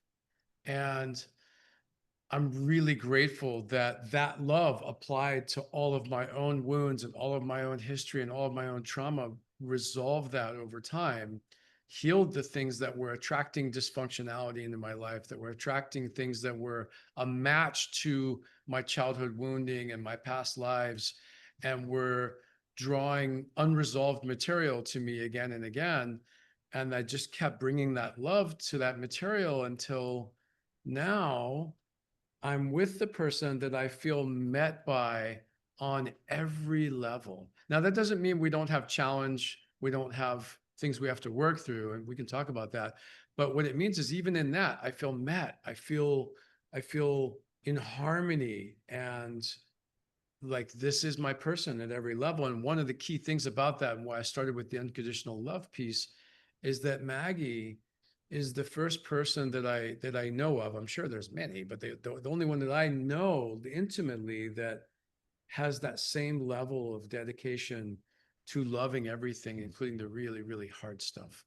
And that's the place that I think is the most important one, that I feel met with her, and that, and why we seem to be able to navigate anything and everything. And there's been challenge. Our relationship feels like that thing people talk about when they say twin flames. It's like where you actually match each other in every level, which means you match each other in the challenging places as well, like in seemingly unresolvable and irreconcilable ways. But we found a way to be on the same team with that, and have those things bring us closer rather than further. Beautiful. I would love for you to share the story, Magick, because I had dinner with you and you told me the amazing story about the treasure chest at the beach. And it's so unique. It's such a unique thing that you did. That's a story we'll have to tell together, because we're both a key part of that. But, I just want to say one thing interesting about that story that begins with it. I don't know if I shared with you, Scott, which is, Maggie is an astrologer. I consider Maggie to be a master astrologer. And I wanted to get engaged to her, and she wanted to get engaged to me, and we had talked about it, and we'd gone ring shopping, so she knew at some point it was coming, but she knew the ring wasn't ready yet because we just shopped for it. And I picked this date to get engaged, and I knew it had to be that date. Didn't know why. I needed friends to help me, because you'll hear the treasure chest story. And some of my friends at the last minute wanted to change it to a day later. And I was totally open that day, but I knew I had to do it on the particular day that I did it. I found out later from Maggie that that day happened to be. It was it was one of, a handful of days in my lifetime that would have been the most profound times to ask me to marry. Like it was a really, really, Magick has done this. He's picked, he lives in alignment with energy already. And so he always picks these incredible, beautiful days that are astrologically aligned for the perfect, love. And this was a continuation of that. I had Mars and Venus, the male and female aspect of consciousness together. They met in exact conjunction on my descendant, which is my point of partnership, the whole point in the zodiac. And he asked me to marry him like less than an hour after those two conjuncted on my descendant, having no clue about astrology. In fact, I think right before he asked me, I told him, I said, this is a really special moment. Little did she know there was an elaborate plan about to happen. And I don't share that to say like, oh, I'm really great because I was able to pick out that date. I say it more that like our love, it's just like everything, the synchronicities just all seem to line up and be like, oh my God, I can't believe that that's the day that we did that. Like, it was just so amazing. So anyway, I wanted it to be really special. So I decided to put the ring in a treasure chest that I could show you. Actually, it's right over there, a treasure chest. And then I enlisted some friends to help me. And Maggie had no idea what was up. And we went to our favorite beach that's very special to us. And we were just hanging out. And at some point I said, hey, would you like to walk? There's a sacred site right across the street from that beach that on Maui that the kahunas would go to train. It's a shaman powerful site. And it's actually a teleportation site. And they would go there first to learn how to be in the body, to be physically fully present here now on Earth. Then they would start to learn how to astral project. Then eventually they would learn how to go different places in the universe and how to be two places at once. There's different temples spread out throughout this structure. It's intact still partially. And it's one of the most powerful places I know. It took my teacher 10 years working with the kahuna she worked with to be able to be shown that place. And it took me 10 years. And it's a place that we have a lot of history. And actually, I've taken several people on retreat to this place who have gone out into the multiverse and found their partner.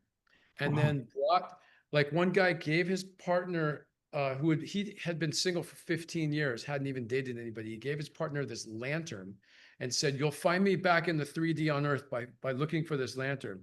And then she gave him a lantern. And then they came back. And within a few months, he was with that person. And then I officiated their wedding on the beach here, maybe a year or two later. It's an incredible place. So I said, hey, Maggie, want to go sit in our place and meditate for a bit? She's like, sure. So while we're over there, my friends dug a hole in the beach, buried the treasure, tied a rope to it, buried the rope across 50, was it 50 feet? I think about 50 feet of beach. And then at the end of the rope was a stick that said love on it. So then we came back to the beach, and the plan was to stumble upon this stick that says love and have Maggie go, what's that? And pick it up and start pulling on the rope and then get to the treasure chest and open the treasure chest, and there's the ring. But the best laid plans of mice and men. It did not go exactly according to plan, because it's a big beach and I didn't even see the stick, and took us the wrong way at first. And then I realized, oh my God, it's over there. So I was like, look at that dog. And we went over to the dog, and eventually I got her to see the stick, but I think you wouldn't even pick it up. So No, I would like had to pick it up. So the beach that we're on it's really, it's a gorgeous beach, and people get married on this beach all the time. So a lot of times at the end of the day, we'll start to see wedding parties come on. And so I was convinced that this was part of somebody else's celebration that they were having at the beach. You know, I was just so attached to the fact that it couldn't, you know, it wasn't ours to mess with. Yeah. And I didn't plan for that. So I had to pick it up and I'm like, what's this? Oh my God, it's tied to a rope. So I'm like, we should pull on this. And she's like, we can't pull on that. Don't pull on that. Somebody else's surprise. Somebody else's surprise.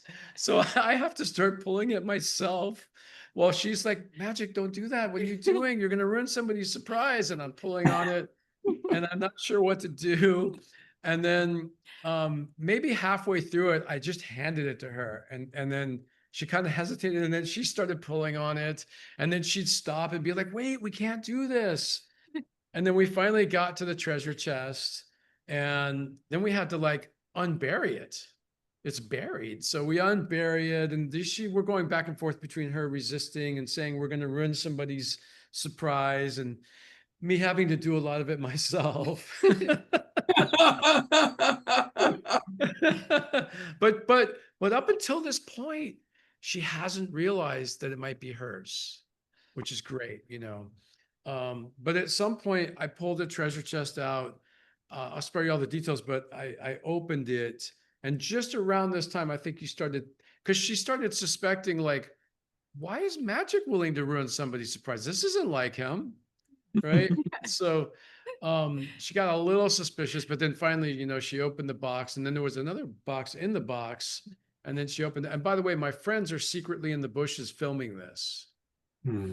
So anyway, she finally opened the box and there's the ring and we both cried and we're in a really sweet space. And it was really beautiful. It was absolutely magnificent and perfect. It really couldn't have been more perfect because I really was very surprised and being quite an intuitive and you know it's kind of hard to surprise me but Yeah, she's the most psychic person I know. But so that I pulled it off is a miracle. Yeah, it was very precious. Yeah. And you know, I like to have fun and I'm romantic. And so it was really fun to do that. And thank my friends who really helped. I couldn't have done it without them. They were sneaking around while we were, you know, they had, oh my God, we got to do this in 20 minutes. They're over there meditating and we got to make sure that some tourist doesn't walk by and start trying to dig up the box. So it was a lot of fun. Wow, it is. And people are putting lots of comments in the chat box because it is, you know, many of us on this show are single and you're kind of, you know, we're all having a little bit of a vicarious experience with both of you, to be in love, to be getting married, to be starting a life together. It's really very, very beautiful. And you two are really positive role models for us. So thank you for that. Yeah, I'm really, really grateful that both of us didn't give up, just constantly knew my person is out there, and I'm not going to settle. And that we did the inner work because it really was a lot of inner work. It was a lot of finding the parts of my childhood dysfunctional family that got imprinted in my system and that was playing out. And I was going to keep attracting people that were there to help me heal the parts of me that were unresolved, unless I brought enough healing to that and resolved it. And I kept doing that work and she kept doing that work. And we were both going to sacred sites, to vortexes. I went to one in Mount Shasta. I was in a relationship, a long relationship that I knew wasn't right, but I'd been guided to stay in it. And even my partner and I had talked about that it was a healing relationship. But I went to this sacred site in Mount Shasta, and it's a site that resonates the frequency of clarity. It's where the water comes out of the mountain. It's been in the mountain 50, 60 years, and it's just the energy of purification. It's a concentrated form of that energy. And every time I go to that spot with any confusion or anything that's in my system that's unresolved and I meditate there, it just amplifies the process so that often instantly I release old trauma, old ways of being, old stories, old attitudes, old history. And I just come into absolute clarity. And I remember I went there and I was like, okay, Spirit, I want to know, is my person out there somewhere, or should I just kind of settle for this person that's pretty good, And I just was flooded with realizations and epiphanies and seeing the truth of what was really present and not present, and that she was out there, and that this person, it was time to heal and let go, and things were releasing out of my system. And within 20 minutes of sitting in that sacred site, I had absolute clarity, and I ended the relationship right then and there with that person. And that is part of a series of times I spent in various sacred sites that do various things, and doing a lot of internal work of loving the parts of me that just weren't ready for her yet and couldn't draw her yet. We sometimes joke, if we met each other, 5-10 years ago, it probably wouldn't have worked. We would have still had dysfunctionality that we wouldn't have known how to be with together and resolve and heal together. Because we do have challenge. Yeah. It's pretty minor, and yet it's definitely, we're human too. And so we still have parts of ourselves that we're, learning to love, and we reflect that back to one another. But we do it in a way that's quite graceful, and we hold each other through that challenge. And I think it's a reflection of learning how to be with ourselves and love ourselves in challenge. We're able to hold space for one another and ourselves in all of it. I think that I've finally found a way to put the work that I teach in the world fully into practice and to live it with Maggie, where even when we're in a very challenged place where our wounds seem to be really rubbing against each other, and it's hard to have both of our needs met, like our anxious avoidant part, I'm more avoidant, she's more anxious. And when that's up and she's really missing me and wanting more attention, and then that's reminding me of my, enmeshing mother who, demanded my attention and took it and replaced myself with her. Those times can be challenging, but what's happened with us is that we're so transparent with each other, and we have decided that we're on the same team. This is here for us to heal, not, even though it seemingly seems like it could be divisive, it's actually here for us to get into our hurt and share what's really going on, and be able to have empathy for what's really happening for the other person, and love each other through the challenge of being with our childhood wounds. And it's really incredible what's happened. And it wasn't always like this at first. We would have firestorms sometimes, and so it was a learning. It's a learning of how to do this and how to be a team and be together on it, instead of having it divide us. I think it's brought us a lot closer together. And I think that I feel like the challenges when there's like fire between us is smaller and smaller, shorter periods of time, less intensity, more understanding, more resource, a more resourced place in both of us. It's really just beautiful to experience. Like, I'm just so grateful that I'm experiencing this with you. It's beautiful. Having coached so many people to do it, but now like to be embodying it more fully. We're still working on it, but more fully, I'm just grateful.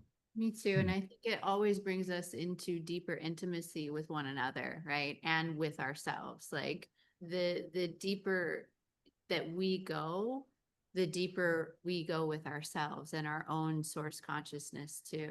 It's really beautiful, the union in that, and how the intimacy just gets richer between us and ourselves and our source consciousness.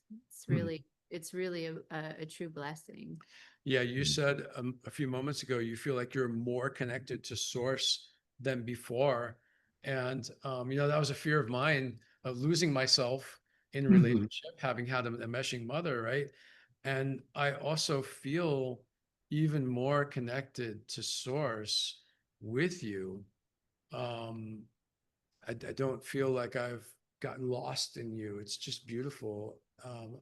And, we both have a very strong practice of being with ourselves and loving what is and being with the love that we are and with source. And of course, that helps and is important. But it's also just a beautiful practice between us too. Well, you're beautiful, absolutely beautiful. We're going to ask one question and then we're going to learn a little bit about your offerings. But Susan Bloomquist is asking, can you address how you would talk about having children? Let me ask a clarifying question. When you say, can we address, like, are you saying like if her and I were discussing, like, should we have children or should we not have children? I'm interpreting that's my interpretation of Susan's question. Yeah. Oh, model behavior. Okay. Well, sure. It's a little bit of a challenging one for us. Can I just share? It's a little bit challenging for us because she can't have children, right? So it's not actually a real discussion for us. And I have 3 children already. So, but in that process. So I have stepchildren. She has children. But I think that even if you had children, like we could talk about that hypothetically right now, because her and I often joke that we really want to have a baby together. Because that would be a really, really beautiful experience to have a child together and to pour the love into that child that we pour into ourselves. And that I feel that sometimes. And if we were truly having that discussion right now, I would have to say that for me, I'm not sure that that's truly what I'm guided to do at this stage of my life at 57 years old. Mm-hmm. Yeah. And for me, as much as it would be so beautiful for us to have a child together, the risk that it would be for me is too great. I've been guided that I can't, or it's possible to lose my life if I were to get pregnant again. So, it's interesting with these big concepts around having children. And when you have 2 partners who one may want something and one may want something differently, we've had that a lot in our relationship where one of us has wanted one thing and one of us has wanted another thing. And what we often do is we go on a truth finding mission. So we become very transparent with each other and Excuse me. And a little mouse just walked by. I'm so sorry, guys. I just saw a mouse. I saw a mouse running around in my house, and I ran over and opened the door, and it ran outside. So sorry that I ran away, but it's never been that easy. Had a mouse emergency. Thank you, everyone. Mouse energy. I love it. So go ahead. So I think that this is a really important part of our relationship, is that there are times when we have divergent needs, divergent wants, divergent interests. And so the truth finding mission is a really important part of our work, because our work is about unconditional love, and our work is about really being one with source and being in divine right action, to be guided from spirit, from source, from your higher self in every moment. So the truth finding mission for us is, okay, can we both go in and really look for, is there any part of our hurt or our wounds or our history, anything that's not really the truth that is informing our wants and needs right now? And can we love that and be with that so that we can bring healing and resolution to that? And this is for the bigger intention of, what's the truth? What is really the highest and best good for all concerned here? And let's sit with that as our intention. And then, we teach a process in our inner guidance model of how to then be with whatever arises that might be in the way of that intention. So we be with confusion, we be with maybe the loss that we may not get what we want, we be with the fear, we be with whatever might be there that's arising, and the process can take minutes, it can take days. But eventually, if we keep being with everything together and individually, eventually we come to a place every time where there's alignment They're all, and both of our needs get met. every single time we've come to a place of alignment in that. So it's pretty profound for us. That's how we deal with those divergent needs and wants. I love that somebody's posting about what mice are. Yeah. Yeah, Someday, let me read that. another time. I'm sure we don't have time for it now, but I've got really profound mouse medicine stories of very amazing. Well, there you things. go. There you go. Well, it says here, the mouse is a totem animal that represents humility, modesty, and resourcefulness. It is also associated with small, persistent action, like going to sacred sites and praying to find your perfect mate. Paying attention to small details and discerning the important from the irrelevant. The mouse is a totem that can help us to understand the importance of planning and preparation, like when you're going to have a 50-foot rope buried into the beach. People with the mouse as their totem animal are often quick-witted and adaptable, able to navigate through life's challenges with ease. They're also known for their ability to find hidden treasures. There you go again. That's beautiful. That's awesome. Both physical and metaphorical. So there you go. There's mouse. Here's the 1-minute summary of my long mouse story. They were my cat was bringing them into my house consistently for like a month, and I kept studying. What is mouse energy? What is mouse energy? And I kept getting, oh, it's about paying attention to details and about scrutiny and details. So I just kept paying attention to more and more details, and more and more mice just kept showing up. And then actually in Mount Shasta, which is a place that, we lead retreats, and it's what brought us together actually, was the mountain of Mount Shasta, and has brought a lot of couples together from our retreats. I was there one day and I hiked to the top of this trail, and I meditated and then opened my eyes and I looked out and I saw one of those vista views where you just see mountain after mountain all around 360 degrees. And I had this epiphany all of a sudden that was catalyzed by being on that mountain. Oh my God, the mice were not telling me that I needed more scrutiny.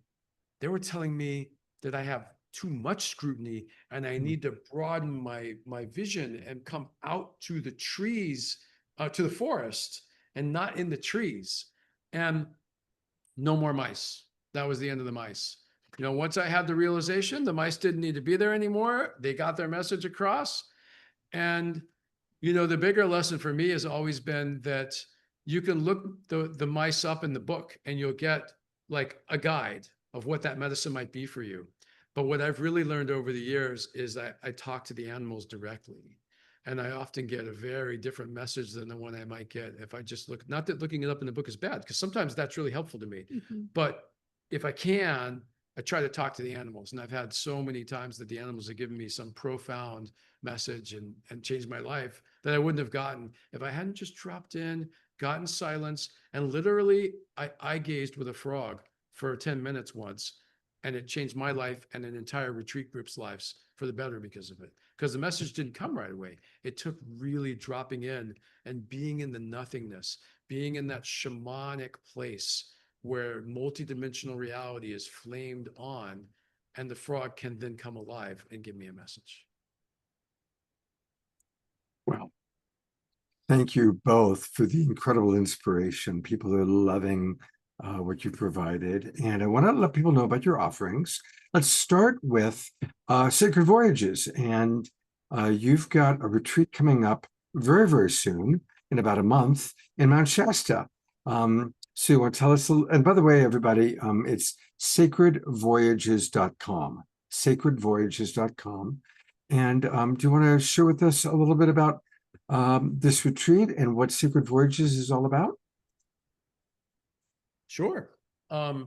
Sacred Voyages is, it's primarily about facilitating awakening and transformation for people. Awakening being awakening to the love that we are, to our infinite nature, to that place that we know that we are divinity and nothing matters because we were never born and we will never die. We are infinite. We always will be. We always have been. That true place of peace where we know the physical world can't affect us because it's just temporary. That's the awakening part. And then the transformational part, the human part. We're humans. We're in this world. There's things that we would like to have. We're here for a reason. Things matter. And manifesting things that we want in this world matters, and creating what we want. And if we get hurt, it matters. So learning how to have emotional mastery and how to be a human being. So it's both those things. And one of the primary ways that we do that is through this retreat in Mount Shasta, which is a 7-day. You just, for some reason, you're muted. All of a Yeah, sudden. I just noticed that. It said I was muted. Okay, am I back? You're back. Okay, so this Mount Shasta retreat is this deep dive immersion into multidimensionality, into a field of limitlessness where anything is possible. And in that field, we call it a shamanic container that we create, which is this energy field of limitlessness, where literally you could step into that field or into one of the sacred sites that we go to every day, and something that's haunted you your whole life, a pattern, a fear, a doubt, could just disappear.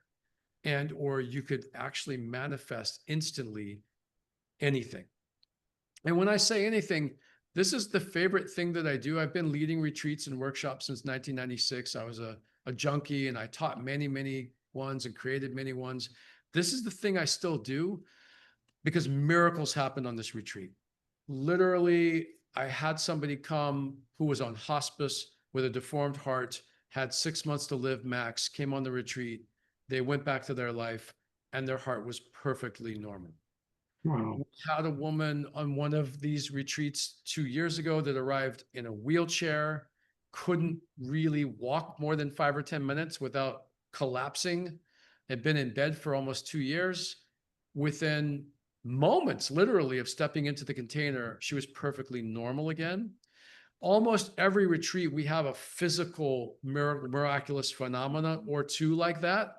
But it's not just about physical stuff. I've had 30-year-old virgins who've never kissed a girl who came on the retreat because they wanted to start a family.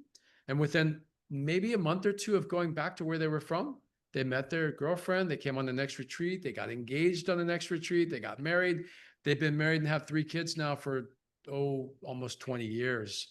In fact, on their last retreat that Maggie and I led together, there was a woman who had been on retreat 14 years prior. There were 3 women on that retreat.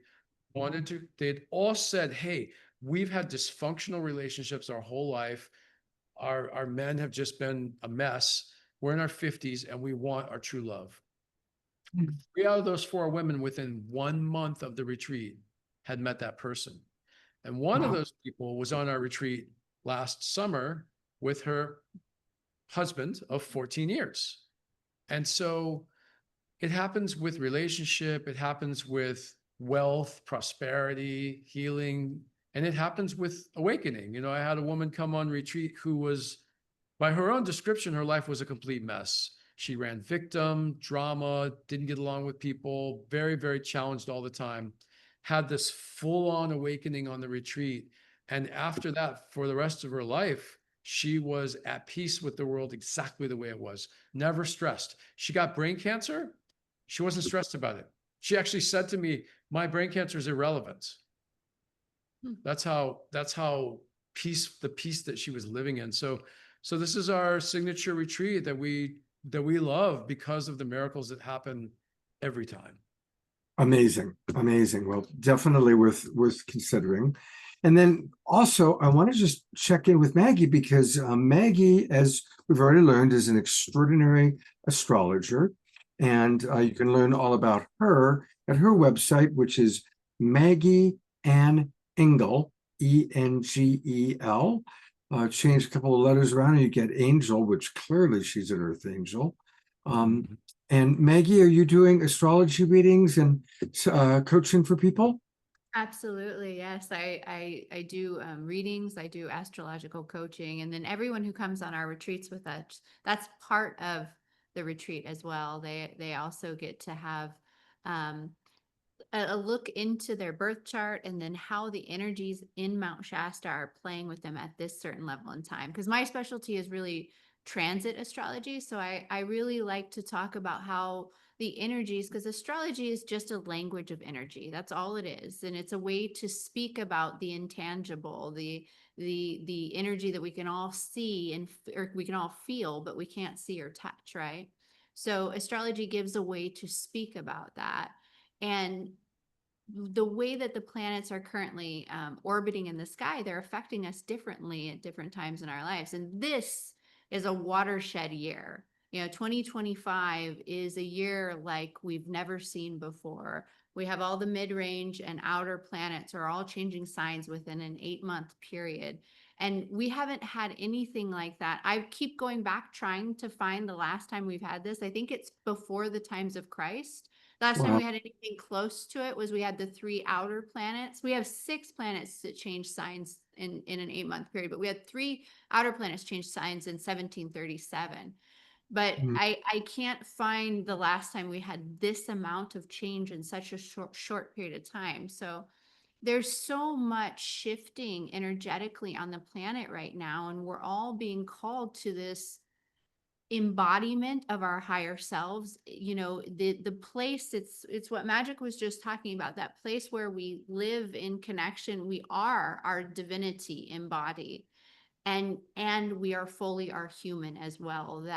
That zenith point that's in the heart, where we are all of ourselves living embodied here, aligned, the heart-brain coherence of what our soul came here to do and what our human wants to bring into form, right? And that's what the energies are really calling for, this higher embodiment. So that's my favorite thing to bring to the retreats. I love. I walk around with a folder with everyone's charts and the chart of each day, and That sounds delightful.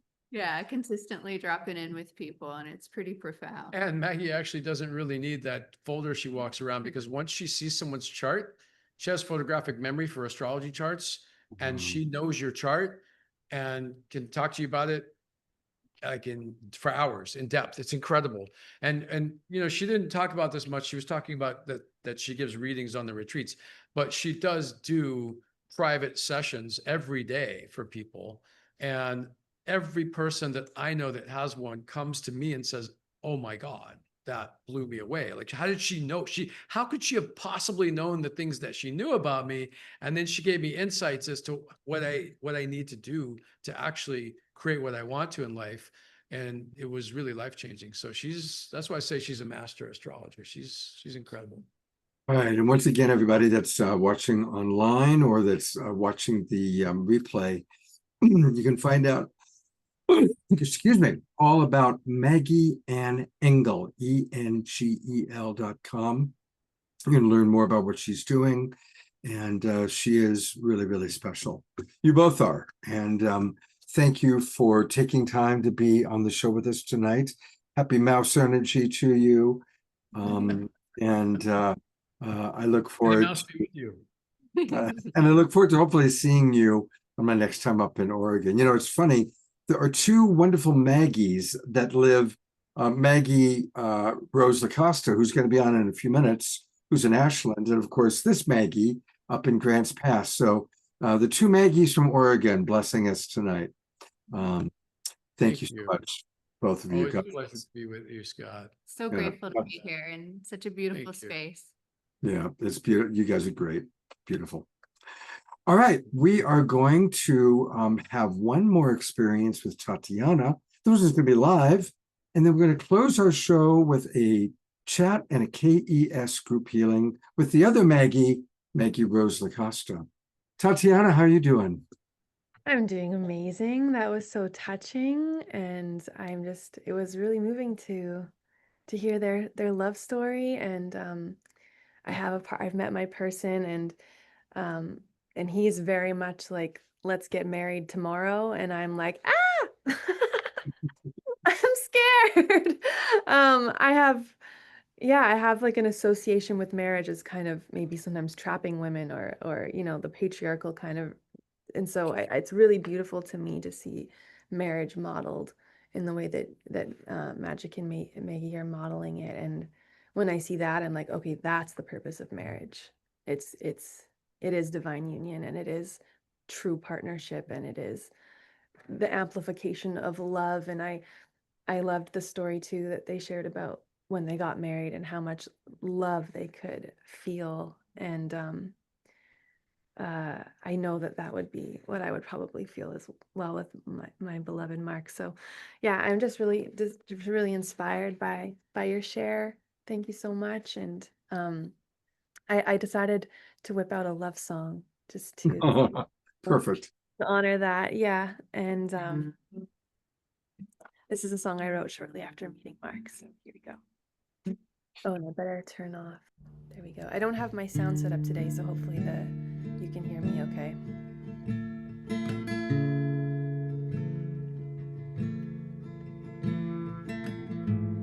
Can you hear my guitar, everyone? Yes, sounds good.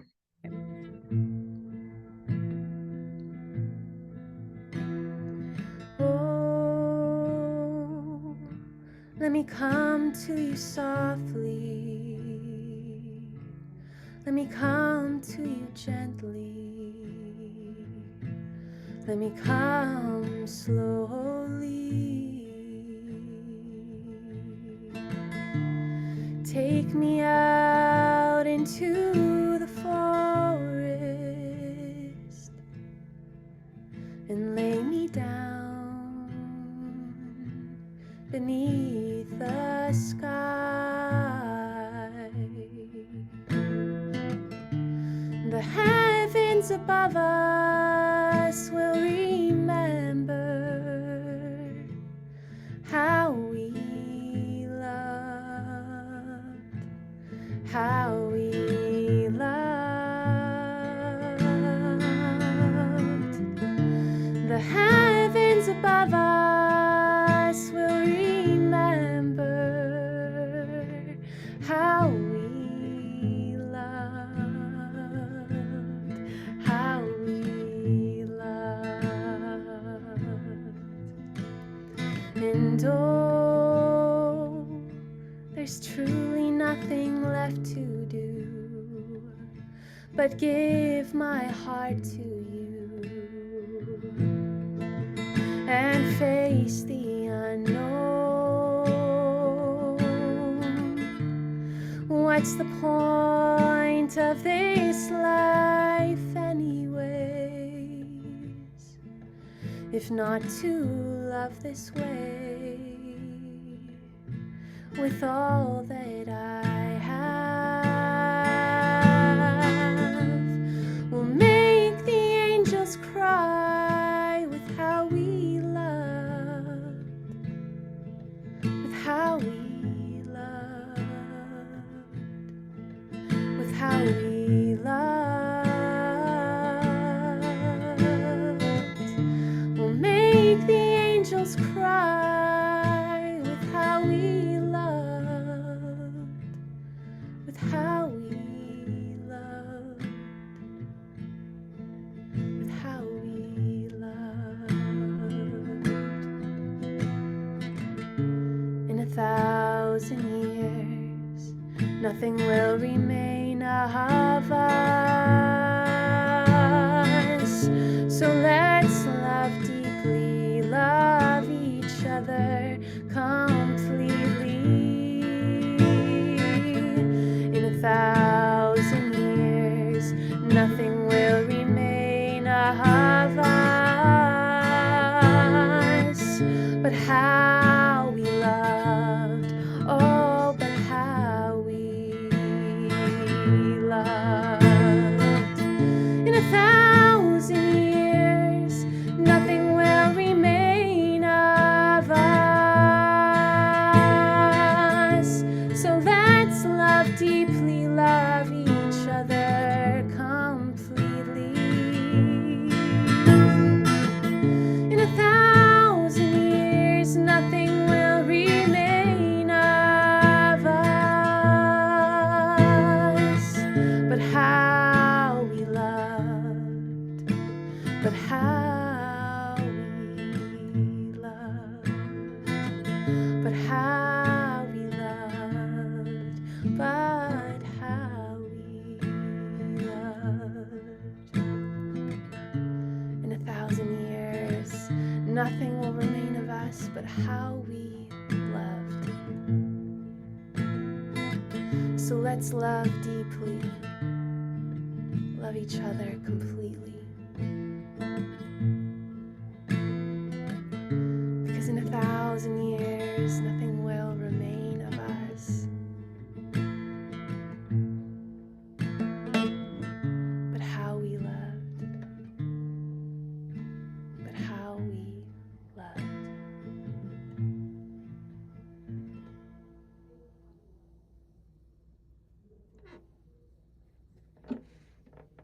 It's all gives some twinkle, twinkle, global peace tribe love. I It's felt it. I Tatiana. was almost crying looking at your faces. Oh. Oh my God. You know, there's something really beautiful about the message of that song that I want to riff on for a minute. One of the great teachers of my life is a man named Bruce Joel Rubin. He's actually a screenwriter. He wrote the movie Ghost, won an Oscar for it. But he Yeah. also was a spiritual teacher, and I was part of his spiritual class and meditation group for a few years when I was living in Los Angeles. And that's Bruce's whole point that he makes in the movie Ghost and the other movies that he's made, is that the love that we've given and received is the treasure we take to the next world. And that we actually are always living in the astral plane, call it Valhalla, call it heaven. We're always there. But we come into these earth lives to learn profound lessons of love. And it's the love we gave and the love that we received that we take with us back home. And so that song really, and I believe that with all my heart, and that song really sums it up in a perfect Tatiana kind of way. So, thank you. That touched my heart so much, Scott. Thank you for sharing that. That actually puts language to what I felt intuitively writing this song. That this is the treasure we take with us, and It is. And you can get more Tatiana treasures by going to her website, which is her name, TatianaSpeed.com. And that's where you can learn about her women's courses that she's doing, about her music. There's some really wonderful things there. And next week, we are going to feature Tatiana again. And her new album, Lullabies for Adults. So we're going to be hearing one or two cuts from the album. And Tatiana will be back with us again next week. So thank you so much, Tatiana, for being with us tonight. It's been wonderful. thank you, everyone. Love you so much. Love you. Well, it's time for the other Maggie.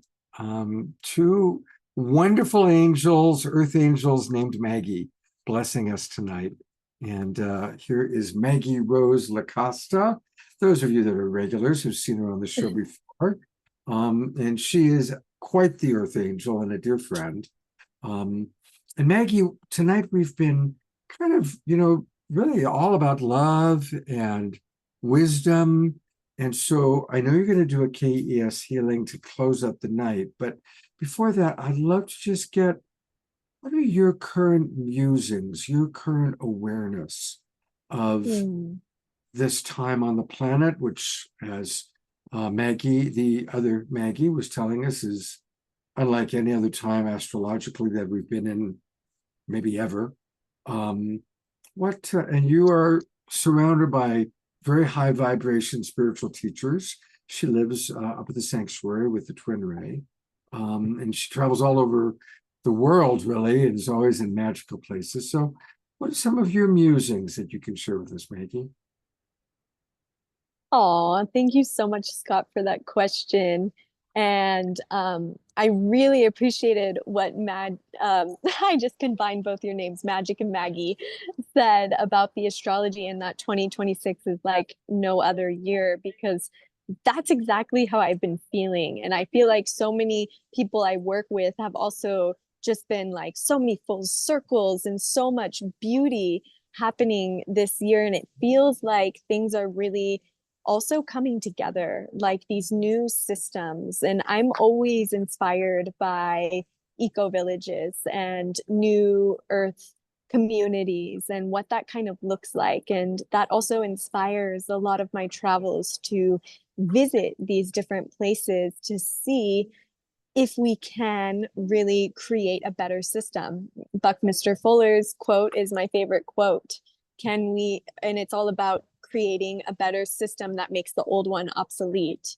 And so my passion on the earth is, one of my missions is to be able to create community in a way that is regenerative and where people have their basic needs met, and then they can focus on spiritual growth and spiritual learning. And so there are many, many others on this mission as well. And it's been very inspiring this year to join these different groups, global eco-village groups, and just beautiful organizations. Gaia Temple, my friend Marley, she is teamed up with Dome Gaia this year, and they're creating affordable housing in these incredible, beautiful domes. And so I just really have been tracking all these different pieces to create these new regenerative new earth cities, really is what they will be like. And that is what keeps my inspiration up. And I just feel so many pieces are coming together this year. And so, yeah, I hope that answers a little bit of it, Scott, and feel free to ask me any other questions. Thank you for your question. Yeah, absolutely. Well, how do you manage, and this is something I'm working with myself, so I'm asking you a question that I'm working on. How do you manage continuing to increase your own personal joy and embracing heaven on earth while also being aware of the very real suffering that's not only going on the planet, but going on for some of the people that we're in community and connection with? How do you balance that? It's so true.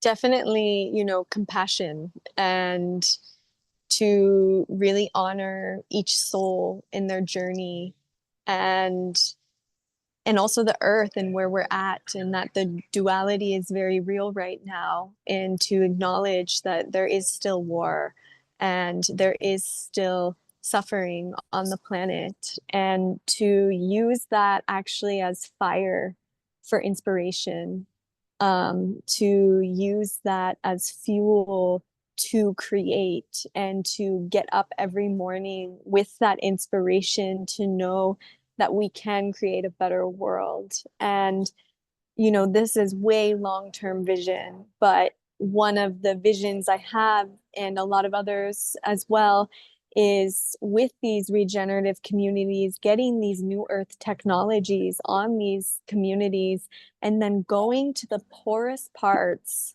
and placing them there. And I would say that is how I handle the suffering on earth, is just to know that I don't think it's going to last. I really think that my generation and the generation below me will see peace on earth. You know, with all these different movements and all these incredible leaders that are just ready. We don't want to fight anymore, and it's all because of old systems. And so the more that we can just create better systems, the more that those old systems will disappear. Beautifully stated. Thank you. Yeah. I do believe in you and the new generation. You know, one of the things that's, I think many of you know, is that there's this wonderful synergy group with Tatiana, Maggie Rose, and a few others that we call the new generation of leaders for an awakening world. And we just had a meeting a couple of days ago, and I believe in all of you guys, and it's going to be beautiful to watch what you guys all create. All right, that's what we're about to experience. What is a Christic energy system and a KES group healing?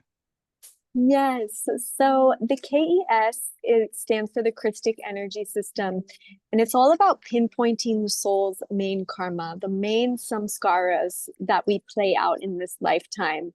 And so every time we feel a trigger, that is a message from our soul. And every time we can go into that trigger and clear it, then we don't have to play it out. Such as if you have a relationship problem with your partner, and really it's actually something happens, and there's the inner girl or inner boy inside that is actually offended at that moment. And in that moment, that inner child takes the driver's seat. And that is what the Christic Energy System works on clearing, along with sometimes it can go into past lives and different things, but it's really just about working through the traumas to achieve that inner peace. Inner peace is within, and it is all about finding that within and going through all the different energy bodies and erasing the different karmic points, releasing the different energies that we have just taken on as a society, and sometimes we absorb as empaths. I remember one of my teachers was like, Maggie, every time you're feeling off, ask if this is actually you. And when I started to do that, I realized how much I was actually taking on. I was taking on things from friends when, they don't mean to, but they accidentally sometimes can emotionally dump things onto you. And then we have our field open and we are just like, oh my gosh, I'm like, that hurts, And then a few hours later, our heart's hurting. And so how can we really, stay in our energy field, stay grounded, and be this bright light that we are without any of the programming and conditioning? And so KES sessions are a bit long, so we're going to kind of do more of a guided meditation. And I'm currently actually at Day of the Bob, and it's a devotional festival here in Ashland. And right now, I don't know if you can hear the song, but it's offering it to the altar of love. And so I think that we can just do a little meditation. If you guys can all just give 10 minutes of your time to just fully drop in and just completely silence the mind. And let's just offer our love or anything no longer serving to the altar of God, to the altar of love. And so if we want to just close our eyes and take a deep breath in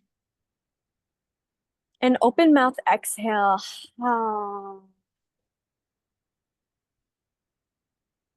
And just start to relax.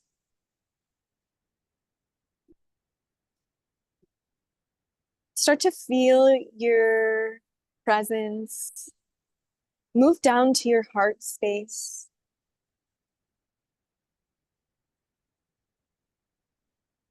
And let's send our grounding cord down to the earth. You can see this cord of light from your spine or from your feet go through the rocks.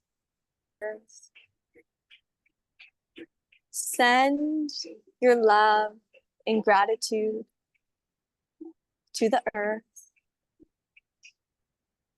and feel that love come back up.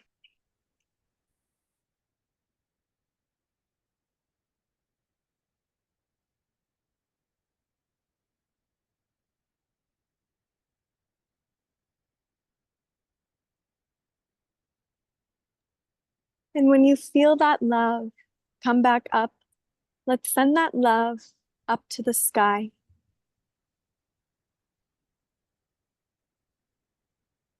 And feel your pillar of light connected to the earth and to the sky. And we're going to go into a happy place after this beautiful call with everyone present. Maybe go to a forest or to the ocean. Go somewhere private where you can communicate with the Mother Earth.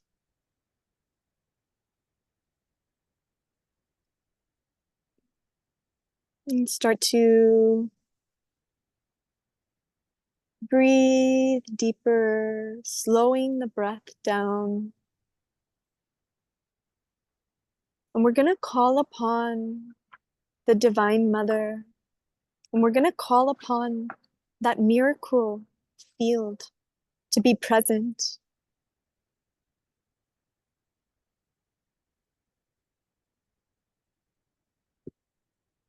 And as we open up,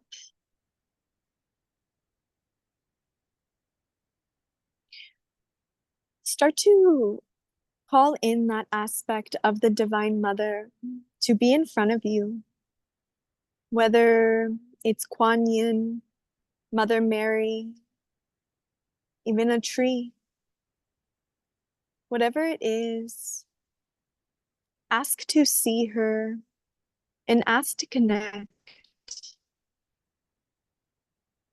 And as you connect, allow your heart field to open as you feel this safety with the Divine Mother, with the Holy Mother's presence.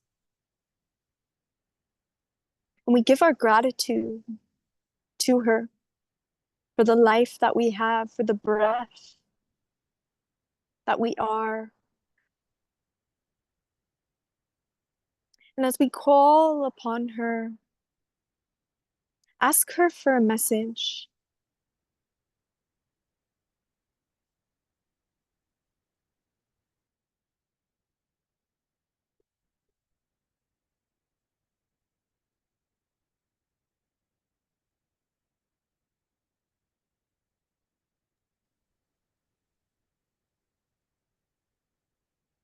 And as you sit with her, you can give her anything that's no longer serving, or you can express your gratitude towards her. Maybe everything's really good in your life.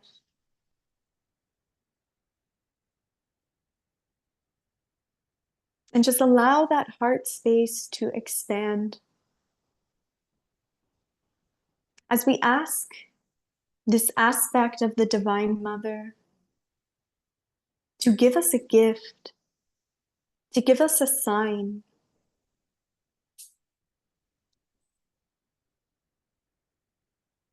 And just receive this gift, this sign, while expanding the heart, while giving that thanks, that gratitude from her gentle, beautiful embrace.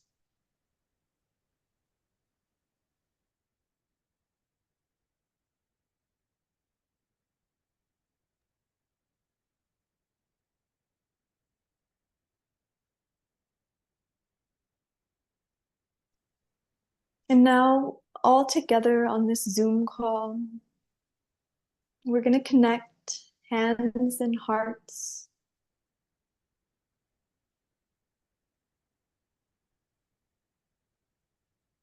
And start to feel a unified heart from everyone on the call.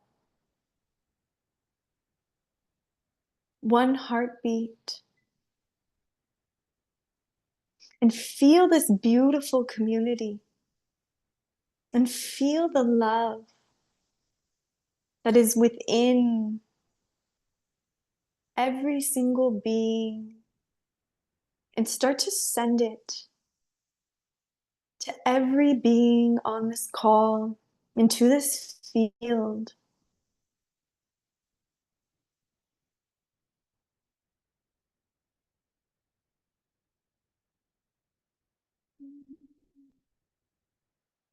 Thank you for community.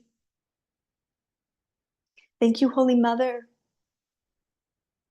for this soul family of light that we get to create with, that we get to pray with.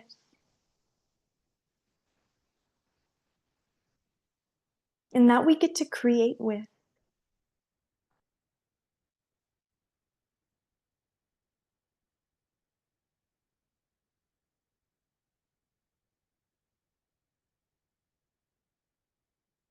And we call upon this divine light to come down through our crowns, to illuminate our crowns,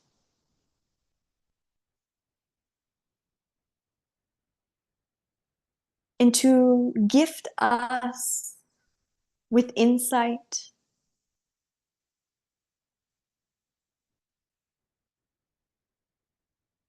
And we ask the Divine Mother for a blessing.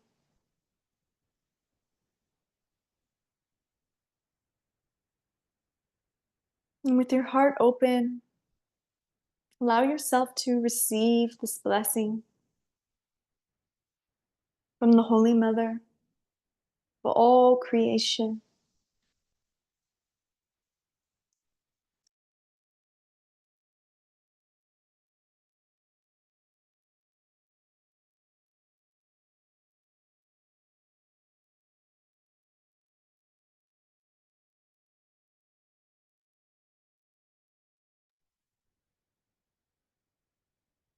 And send your gratitude to the Holy Mother for this blessing.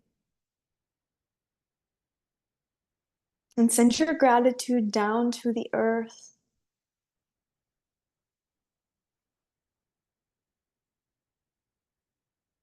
And tell the Divine Mother anything else you wish to say.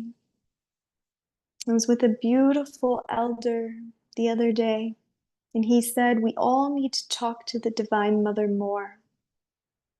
Open up that dialogue.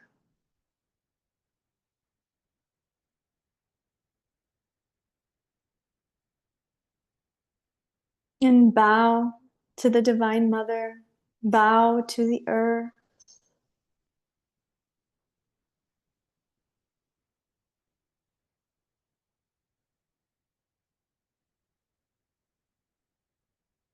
And start to bring awareness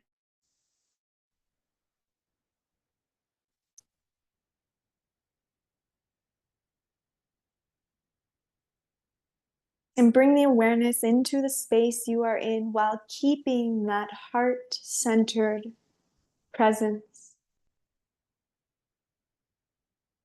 And when you're ready, gently opening your eyes and seeing from the eyes of your heart now when you open.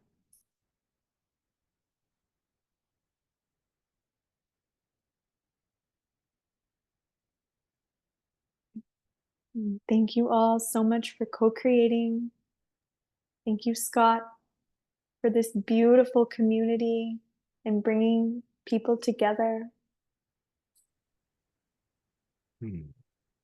Thank you, Maggie. Thank you so much. It was beautiful to see where you are for a moment there. So I'm just going to maintain this kind of silent, quiet place we're in as we conclude for the night.